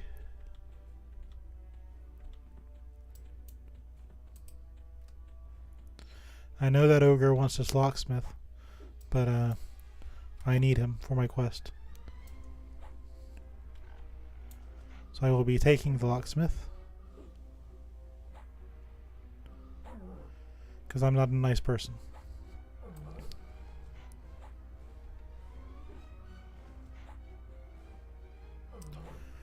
Easily knocks him down. Yeah, he's like, oh man, he got my monster that I wanted. I am sorry. I'm just doing what I have to do. My quests now are kill some warriors. So we'll see if we find any warriors on the way out.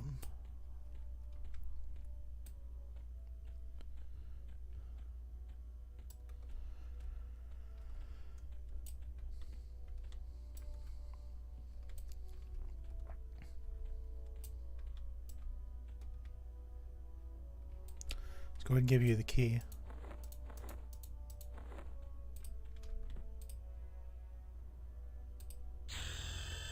I will level up again. I'm going to get some new gloves. Which my character is starting to look very blue.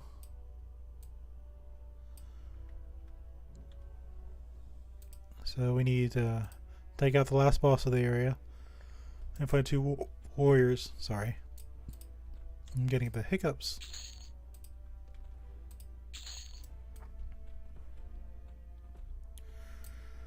Let's see, I think there should be some warriors here. He has a staff that'll sell for platinum. So we're going to peek out for a warrior. And if I don't see one, I'll come back and take the staff. Yeah.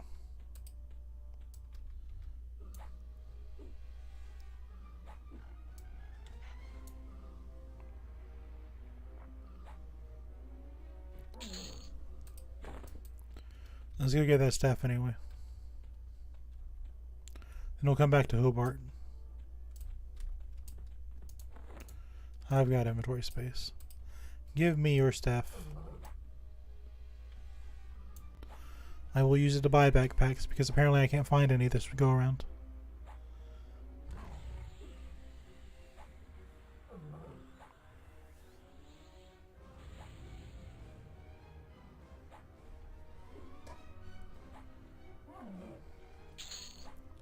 Pow, pow, pow. Those gloves are worthless, but the staff will sell for platinum.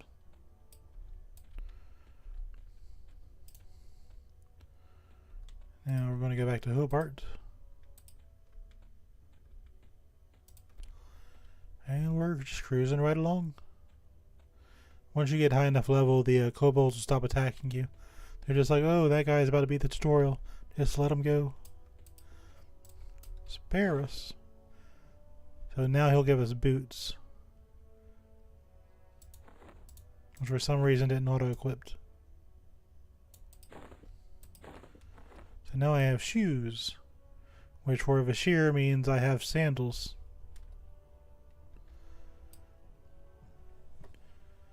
So now they have new quest, or they should. Yeah.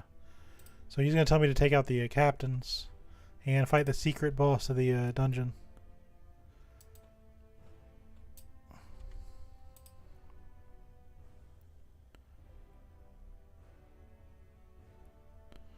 We could also talk to Flutterwing, which is a dragon. And it's just good fun. I'll have a quest to get an egg. But we are reaching the climax.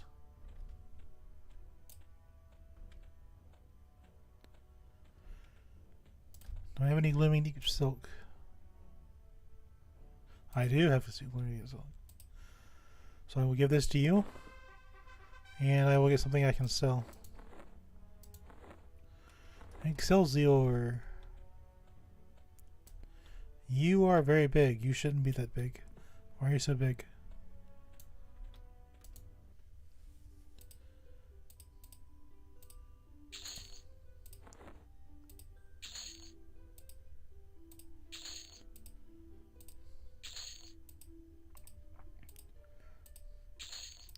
By the way, you can accidentally, well, you can't sell that, so you don't have to worry about it. You accidentally click that one day, you're like, oh no, I sold my thing. You can't do that, don't worry about it.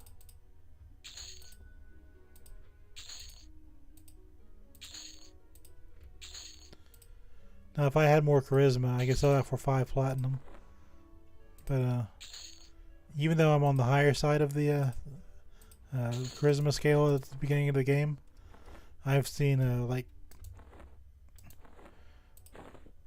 if I have like 30 charisma, if I'm playing like a troll or an ogre, you lose like 5 gold for everything you sell, compared to if you sell it on a character with high charisma. It matters. So charisma matters for selling things.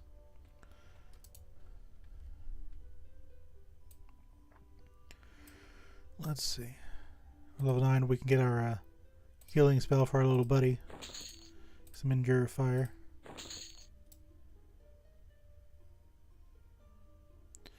See, this consumes snake scales, which we haven't fought any snakes in the tutorial, so we're not going to buy that one. That's going to be after.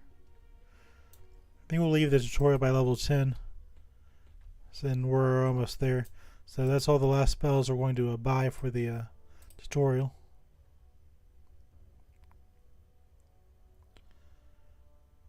But my mortar is supposed to be tanking, so I've got to stop doing that. That's kind of useless. I'll organize this better later, but we don't need flashlight. We're not going to use it as far as combat goes. I'm going to save this as our general set. Sorry, planes. This is, even though it's a red spell, I can't cast it on, say, my mercenary. It's just for my pet. But for 26 mana, I'll heal for 50 points of health. And for 10 mana, I can heal myself for 20 points of health. So it's about the same, to be honest. We're not really missing one way or the other. But I do want to pick up Flutterwing's quest. Soulbinder Vah Shir glances over to the baby dragon. No, he doesn't. Hey there, Milton. That's Flutterwing you're talking to. Cute, isn't he? We rescued the little guy from the kobolds. Turns out they captured a whole clutch of dragons in the hopes of raising the creatures as war animals. If you can recover Flutterwing's unhatched siblings, he'll be much obliged. The little guy loves muffins. If you've got any, go ahead and feed it to him. Just watch your fingers. So, this is for another boss battle for Slave Master Aruga, which we will be vanquishing. Another ogre player. I've got some ogres myself. I completely understand. If you want to min-max this game, you're going to see an ogre for most classes that can play. On the front line of a raid, you see a bunch of ogres. It just thematically fits with the game. But sometimes you just want to play a Vah Shir, because it looks like my cat, my little buddy here. That's why he's in the corner there. He's my buddy. He's old. He won't live forever. But hopefully in a video like this, you kind of immortalize your little buddy. So first, I think we need to take out the captains. This is where I blew up the little crate earlier. We weren't supposed to be there for a while. I was just like, well, you know, why not? I'm going to speed things up just a little bit. Kind of get that going.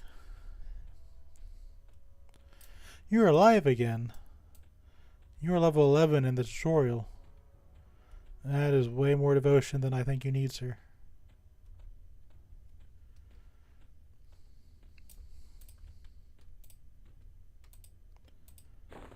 Those arrows don't really sell for a lot, but why not?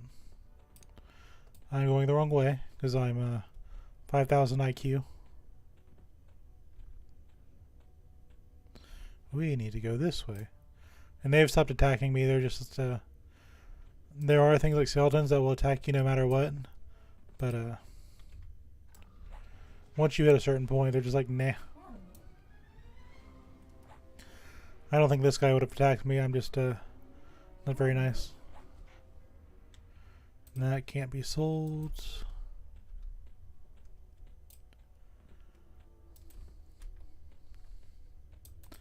So now we're fighting captains.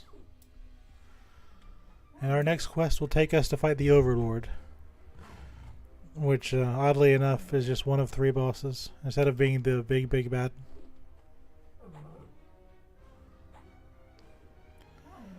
Now if we've got people camping in the area, we'll come back later, but if the area is clear, we'll go take out the Overlord. I really won't know until I open that door. Because last time we came here, they were ogre players just kind of hanging out. And every one of these Spirit Weavers has a staff that sells for a platinum.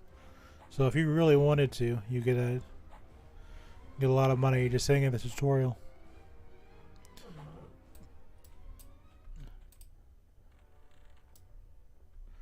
So the other players are not here. So we're going to come in here, heal up, and challenge the Overlord.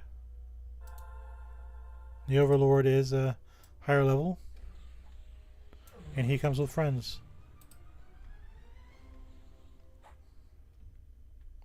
Now, first thing I want to do is take out the Spirit Weaver, because he's going to cause me the most problems. As long as my mercenary doesn't panic, we should be okay. Oh, wait. I've got problems.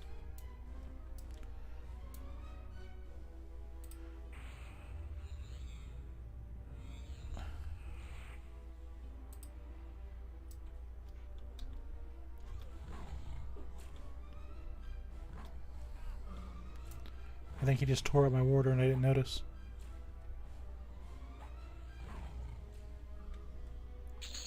So I got the warder, spirit warder down. Brawler is not feeling too good, so we're going to fix that. We're going to attack the other Spirit Weaver. I got stunned, so I got spun around.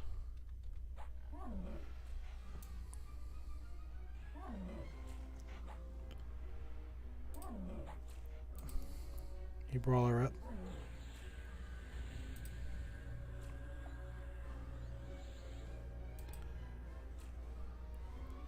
I should have enough mana to hold him good.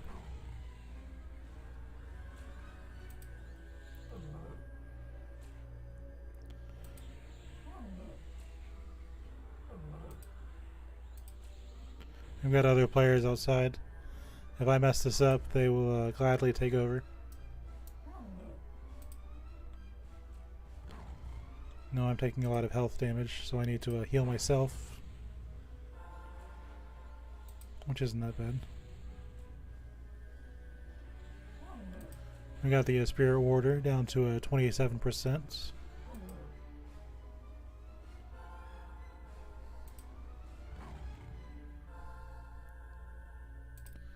Spirit Weaver is down to 15%. Roller's down to 40. Okay, I need to stop being whiny.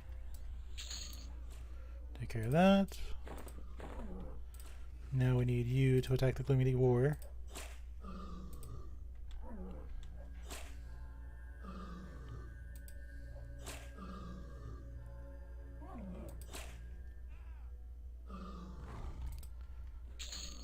Punch him in the face. Now, let's draw attention away from a Brawler here. So I should be able to take a few hits while the Warder and the Overlord hit him from the back.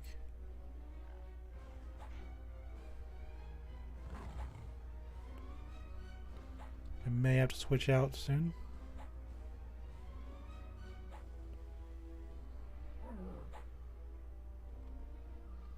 Now he is a yellow con, so he is going to be harder for everyone to hit.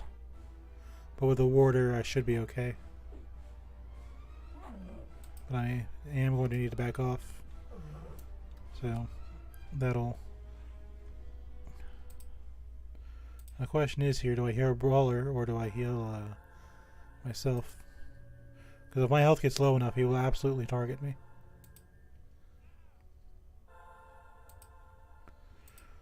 So let's Brawler a few hits. Now that other player is like, what is this guy doing? Is he insane? No, I'm just very experienced at the game.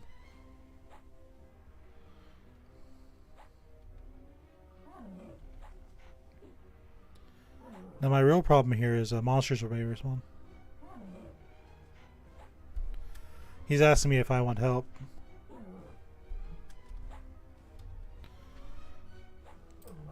Let's see.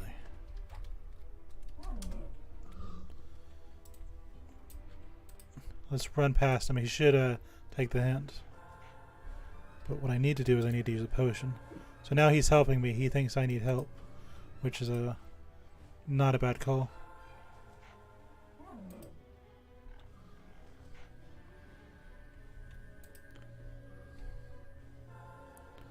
Just a few more heals.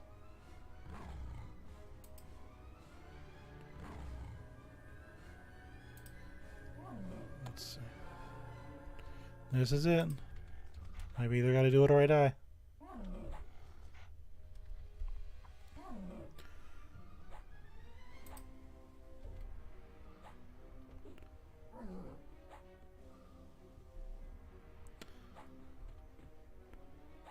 By the way, don't take these kind of risks. You don't need to. Always ask for other players for help. Overlord Gneekin is dumbfounded as he falls to the ground. And there's a treasure chest down here.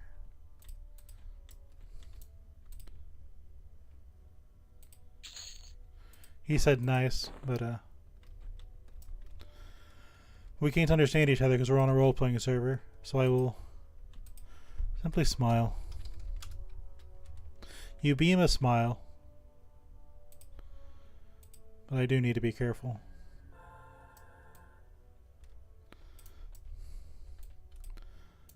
He was kind enough not to interfere. But now I have no mana. Now, most classes are not going to be able to do that. That was just years of experience and just knowing my limits.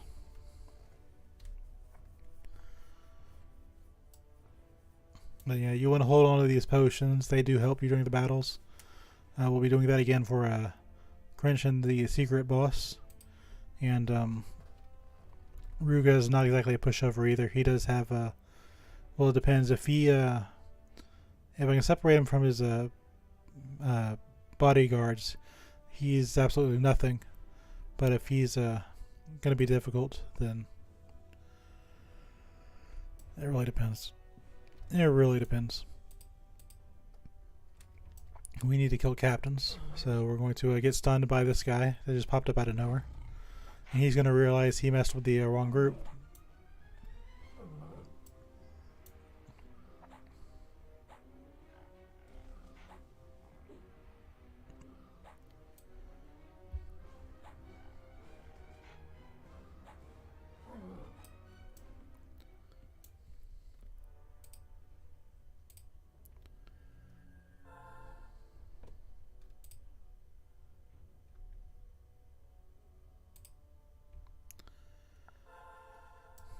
I do think it's kind of funny. I get to play this game on stream.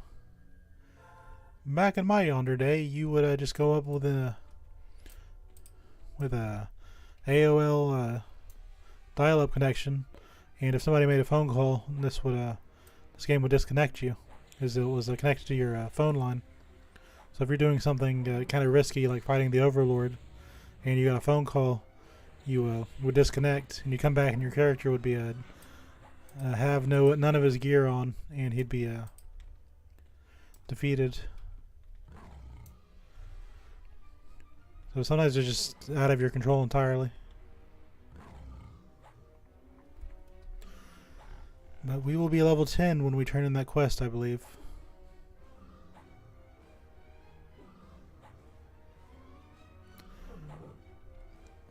I'll probably purchase those other quests at the Plane of Knowledge. Yeah, that belt auto-equipped. And it's nothing special, but gear is gear.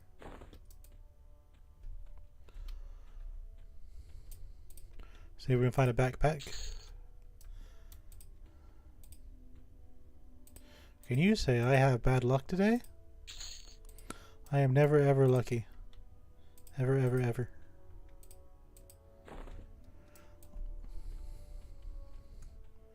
I'm good, but I'm not lucky.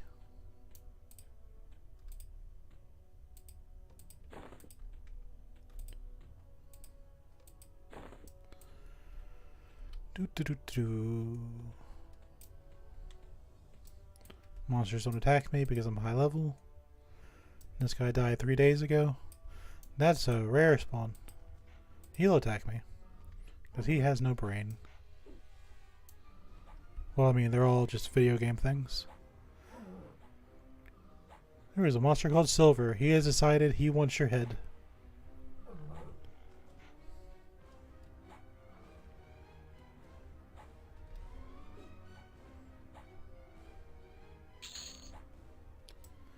He has dropped a cap, which is absolutely useless. I mean, I'm the kind of character that you would expect to use it, and I can't use it. Well, I can use it, but I can't make use of it.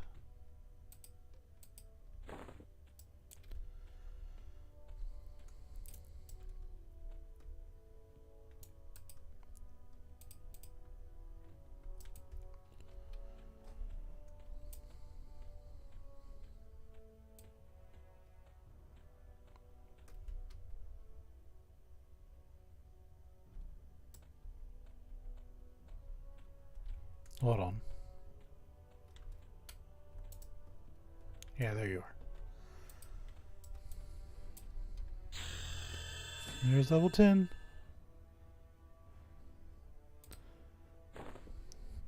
Now, for both Beastlords, they use Fist.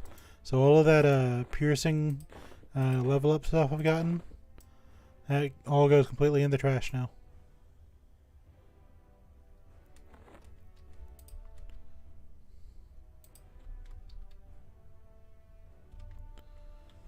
The only thing left to do is fight a boss, fight a boss. 2 bosses left and we're done with the tutorial. But first, we're going to snap our last thing. Thanks for nothing, Absor. Hail him one time. Grab the final rock. Put it in. And there we go.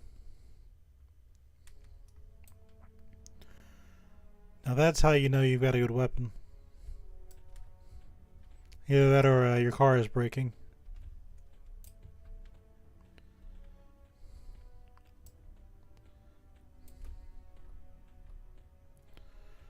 Let's go ahead and buy spells and stuff before we wrap up. Because once we start getting into the bosses, we will get out of the tutorial. You go to Crescent Reach, and we'll finish there. Because Crescent Reach is its own adventure. But I really do like this tutorial a lot.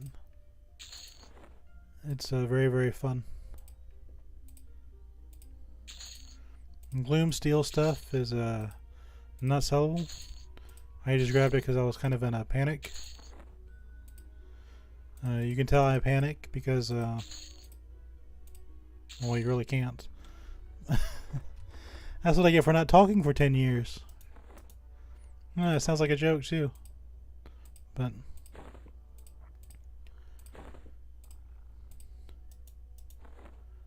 being deaf doesn't let you socialize very easily.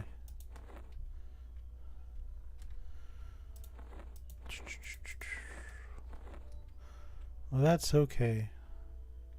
I need this letter because we will be going there sooner than later. We need our spells.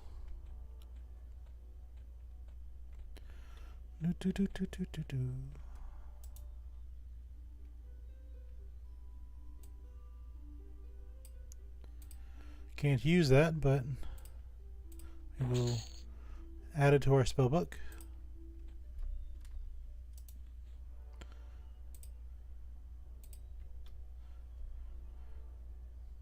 This says you can get new armor and quests at the Plane of Knowledge, but really what you're going to be doing is if you want to, you'll be going back to the level 1 quest with the hero's journey, and this is kind of the first spot where you kind of get taken back because we won't be having a challenge for a good while.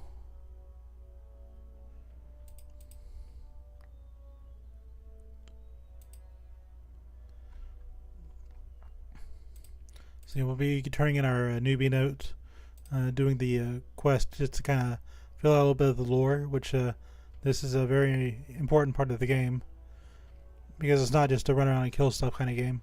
You do that a lot, but that's really not the point.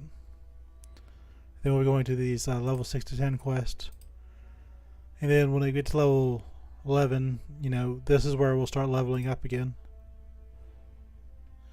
and then some of these quests are just fun, but you get good gear. You need to do this so you can get gear. If you just go about on your own business, you can probably find gear off monsters, but here you have it guaranteed. So is it okay to just do one little storyline quest and get good gear, or do you want to just chance it and go out into the world? That's a choice you have to make, and it could be considered as equally as valid as my playstyle. But I like to experience the lore of the game. I I'm not an in-game writer. I just enjoy the adventure.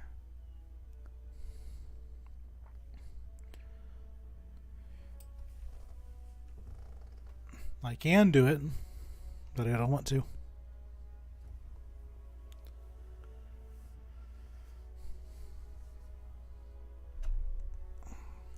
The water does get bigger. Eventually you'll have this big cat.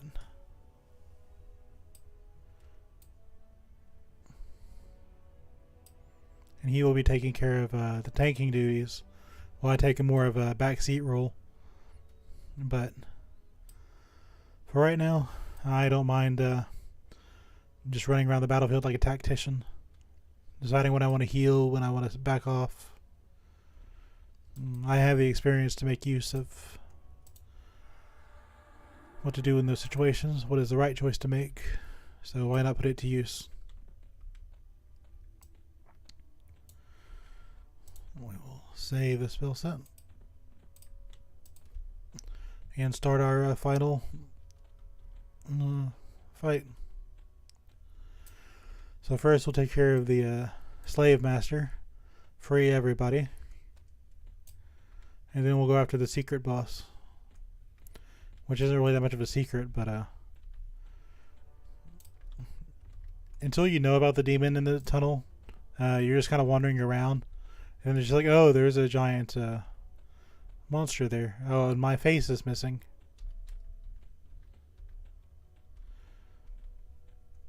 But it takes some grinding. You've got a problem with this. My warder will catch up at some point. There he is. Yeah, you'll eventually get spells, I think, on the Beastlord that make your pet faster. But just because you can run fast doesn't mean your pets will zoom up to you. Oh, by the way, he changed his weapons again. I don't know if you noticed. Are you gonna fight me? Yes, you are.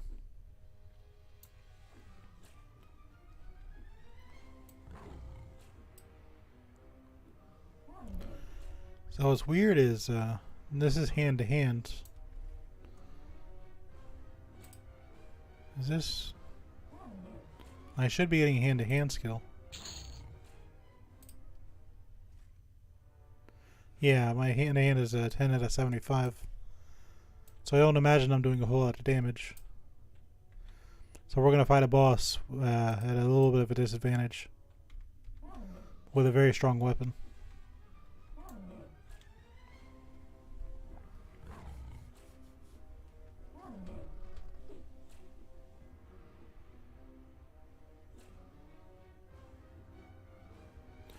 It seems the locksmith has decided to join the fray.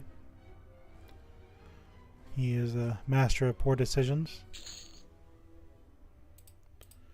That's not worth picking up anymore.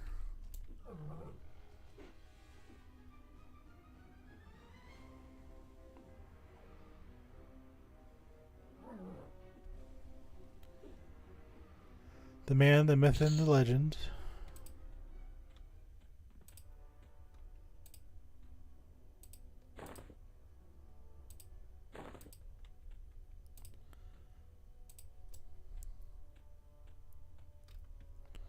And that's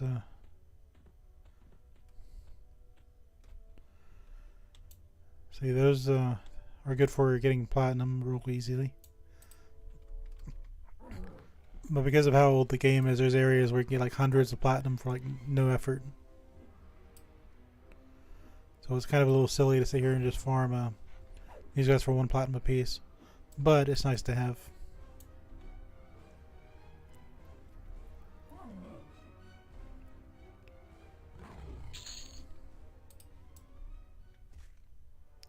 So it looks like one of his guards has not spawned. So I might be able to cheese this one. You are not supposed to attack me. So he's supposed to have 2 guards.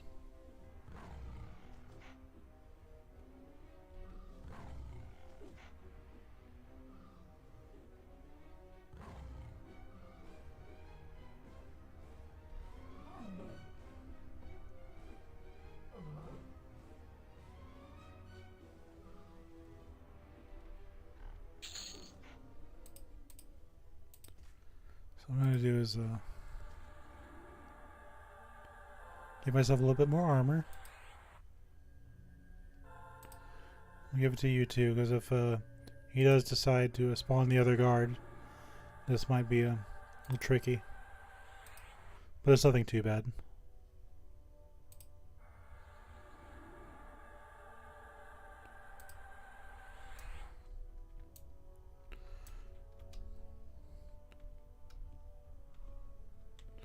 Yeah, the other guard is now just going to chill out. So that makes the battle much easier than intended. Nope. We got to do it the intended way. So the smart thing to do in this situation is to take out the guards first. But judging from how everyone is acting, my health is good, Brawler's health is good, and the warder is fine. So I think we're in good shape.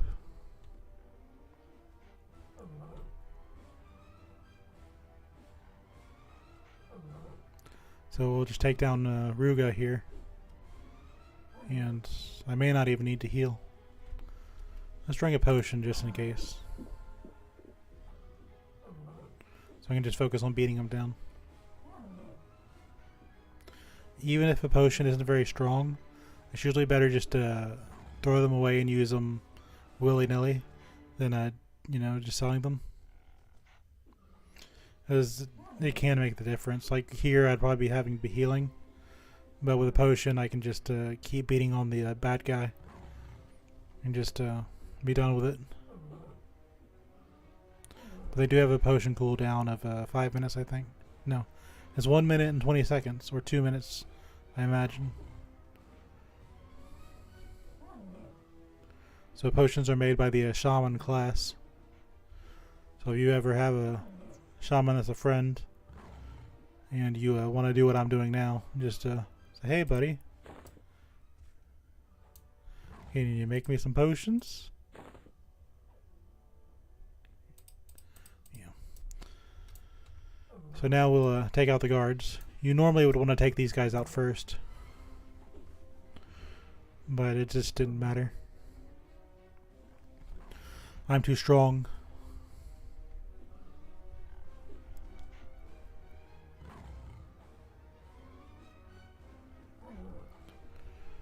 They should go down pretty quickly.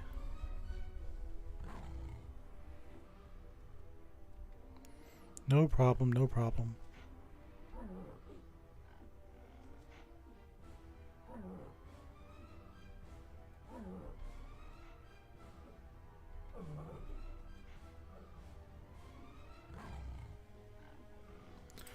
Actually, we're going to heal just a little bit just to get kind of a head start on the Grinchen fight. Just let the tank and warder do what they're supposed to be doing anyway.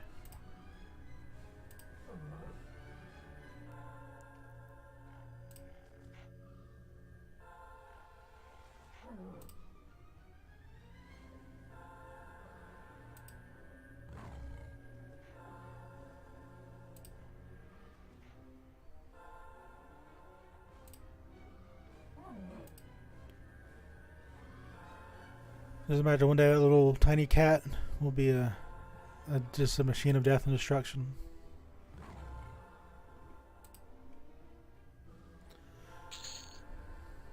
I've seen it do it. So we will take out the final guard here.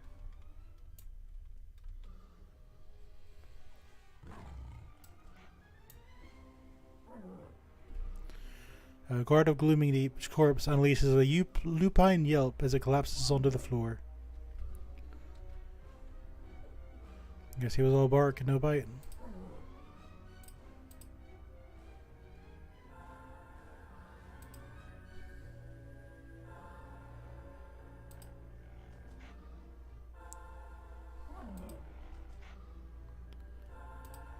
No problem at all. Easy, easy. Now I make it look easy. I'm just playing one of the stronger classes in the game. If you the way you approach things is say magician or a warrior, it's obviously going to be different. But for a Beastlord, it makes it, you know, a little bit easier than on most classes. A wizard will come up here, he'll nuke one of them, have the other two just stun lock them to death.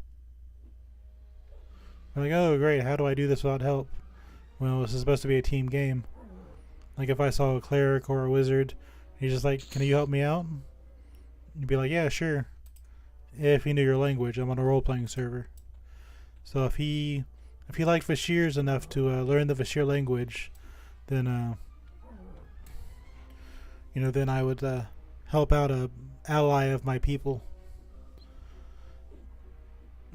But what if he was part of the group that sent the Vah Shir to the moon? Would I like that person? Obviously it's a video game, but you're supposed to roleplay, you know? That's half the fun. Like when that ogre was asking, do I need help earlier? You know, did I answer him? He's not an ally of the Vah Shir. Yeah, it would have been nice to kind of have him actually help me, but I didn't need it. So it's okay. Plus on role-playing you get away from the people that just aren't fun. Let them go chase their raids and their loot bosses. I want to play the cat person.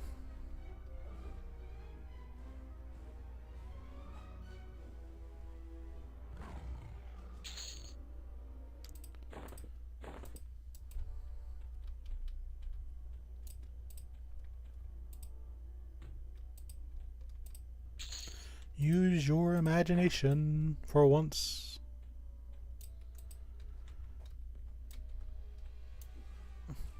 I think he was going to just walk by us, but that's okay. I'll use the extra experience points. We did get Fluttered Wings' unhatched sibling.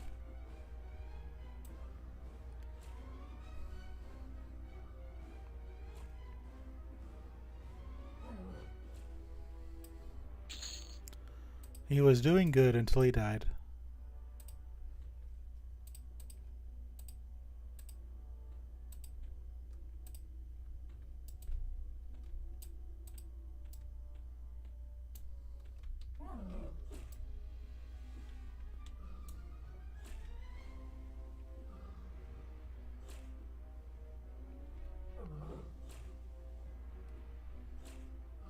Yeah, that order makes things so much easier.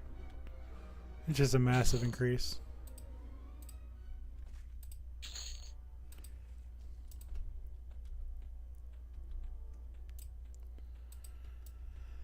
Do do do do do.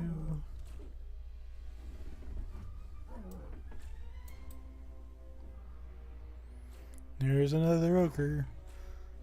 That one looks like a berserker for judging from the weapon. The only downside about Ogre is, since this is kind of a role-playing game, some of the tunnels and things in some of the dungeons, they're small, and Ogres either have to have shrink magic applied to them, or no, we'll take that. Or they have to just kind of waddle through and crouch. So there are downsides to playing an Ogre. Very real downsides, but most of the time an ogre is going to be the best choice.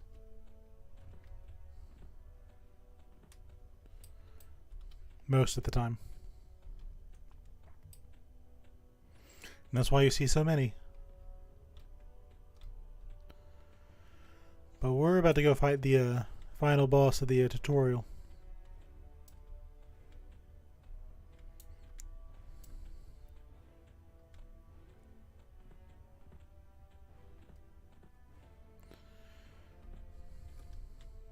That's not the right way.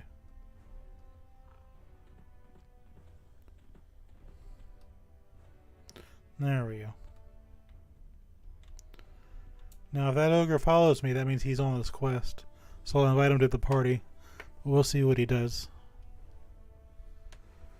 I'm gonna gather my mana first, just in case I run into a situation I'm not ready for.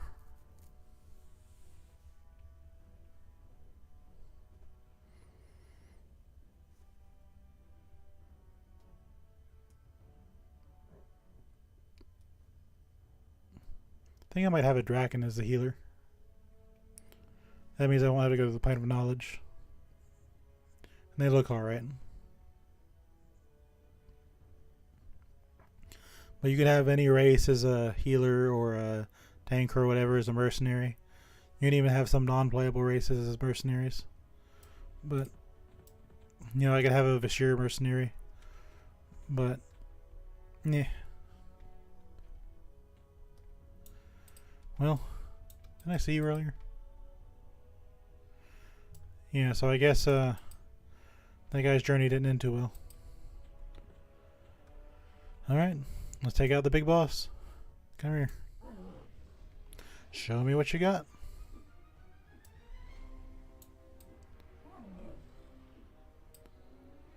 This is the big bad at the dungeon. The big tutorial monster. Now, I'm already a quarter of the way dead, so I'm going to back off. Let Brothar here take care of the tanking.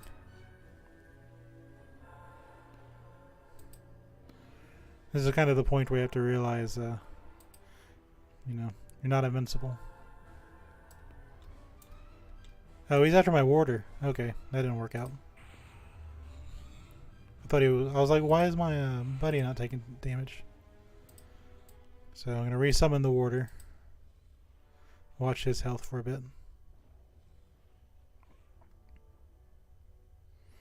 I might have to play healer for this.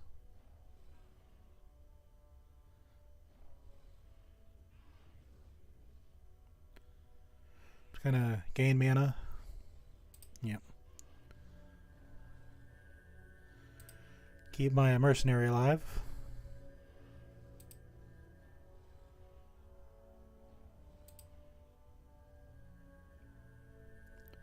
Now what I need to do is get in there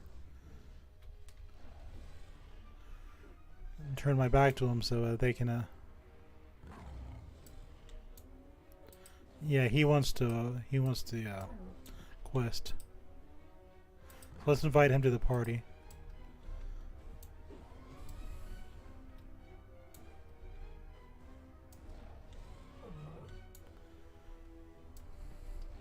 Fixing to say, last time I saw him he was level 11. So let's let him get the quest done. That's really all it is. I could slowly whittle him down, or I could just have Buddy come in. There would be no reason to come down here unless he was wanting to do the quest himself. So even though we can't communicate, you can kind of common sense it, and you want to be good to your fellow man. Plus it makes this a bit easier.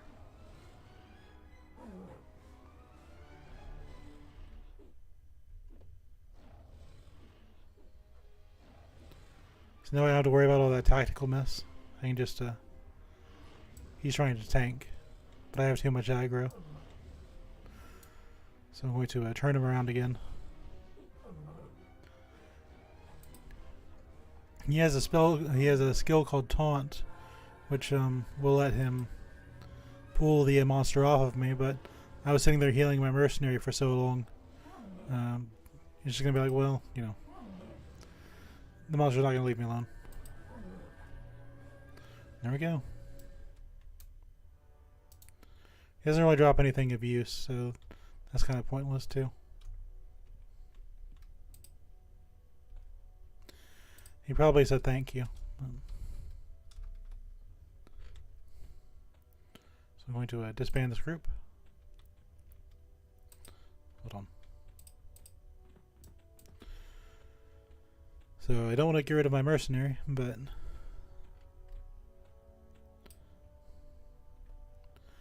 now we gotta go turn in our quest.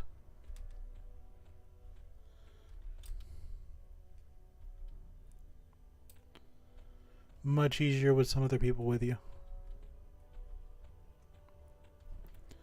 The Vah Shir has allowed the strange and happened to Farquat to assist me with this defeat of the demon Crenchen.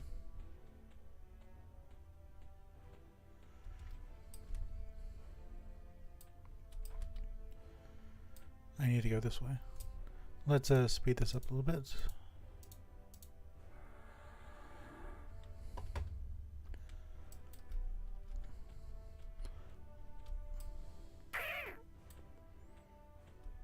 I think I'm missing something. Yeah, I'm missing it.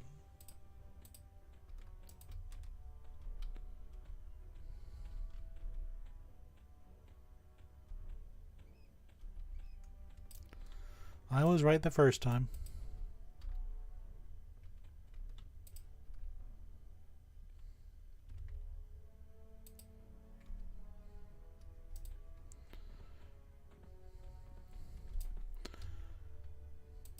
So everything's done.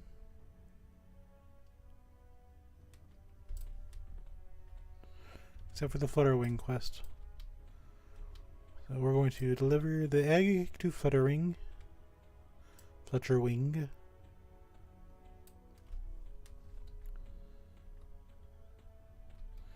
And we have completed every single quest in this tutorial. Well, this is a lot of fun. We gained some experience. It wasn't enough to take us to level 11, but that's really not that important.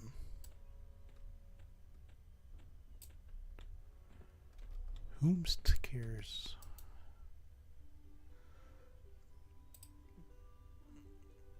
But I do know I want to sell these things. So I will revisit this character again when I want to stream EverQuest. I'll use this character to do it. And we'll explore the world of Norath together. And I'll just use those wonderful stories I have of my time of playing this in my youth. And it'll be a good time.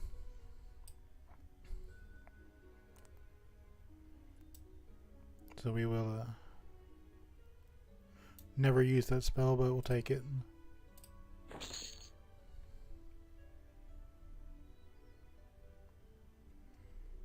Yeah. Alright. Time to tell Arius that the Overlord is dead. You have done a great deed today, Milton. Now that the Overlord is dead, and the kobolds are in disarray, the rebellion is free from tyranny. I have more work to do here, guiding the freed slaves. But you may leave this place to pass away the back of the cavern. I wish you fortune in all of your future deeds, Milton. We will not forget what you've done here. Unfortunately, we never see any of these characters again. But this time we spent together in this area was a lot of fun. And this is probably one of the best experiences you can have with a game starting out.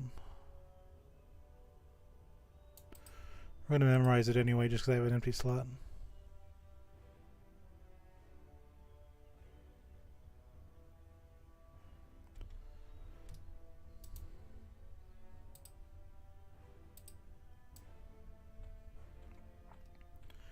We will leave the tutorial area. We have our Crescent Reach summons. And we will explore Norath and proper next time.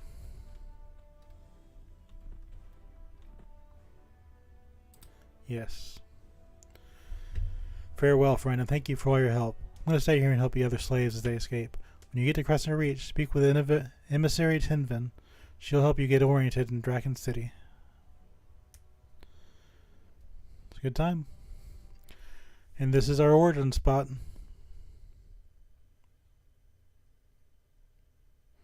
I always love the little flavor text at the bottom.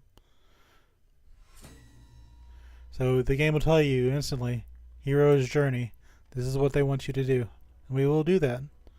But we'll do it another time. You do it from level 185, and then when you hit 85, you go into Overseer's quest. Nice and simple. And there's Emissary Tinvin. And once you leave, or you get a certain level, it leaves you out at the new player zones. So there's 365 players on the role-playing server that you can play with if you play this game. 400 normal players. 57 of these are Beastlords that are willing to help you. And on this continent there's 50 players. So a lot of people here that'll play with you. So if you've watched this and you like the game, this is a good game. Give it a shot. But first before we do anything else, we're going to hire a dragon. Because as much as I do like our human, he's not going to be very strong in the fights ahead. So he's going to be our mercenary liaison.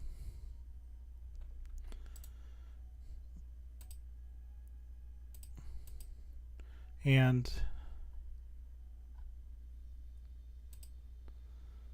so I can hire apprentices since I'm a silver player, but golden or gold players that pay for the subscription, you get access to stronger mercenaries.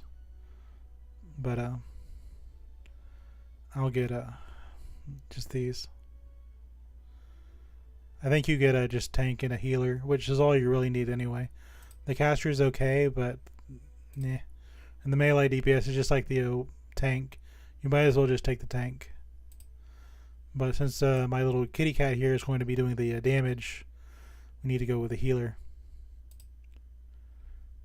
So Lecthan will be our buddy for all this stuff. He will be buffing and healing while I go and beat things up. There's a female merc liaison, so if you wanted to play with a female dragon, you can just hire a female from her. But it doesn't really matter. They're exactly the same stat-wise.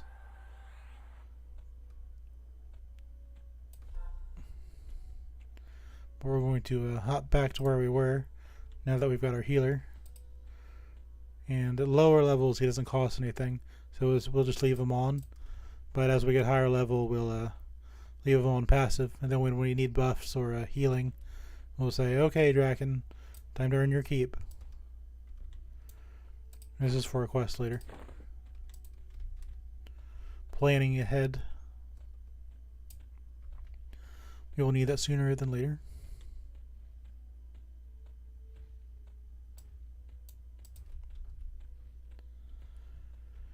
And technically I could have just clicked origin and come back here, but it doesn't really matter that much.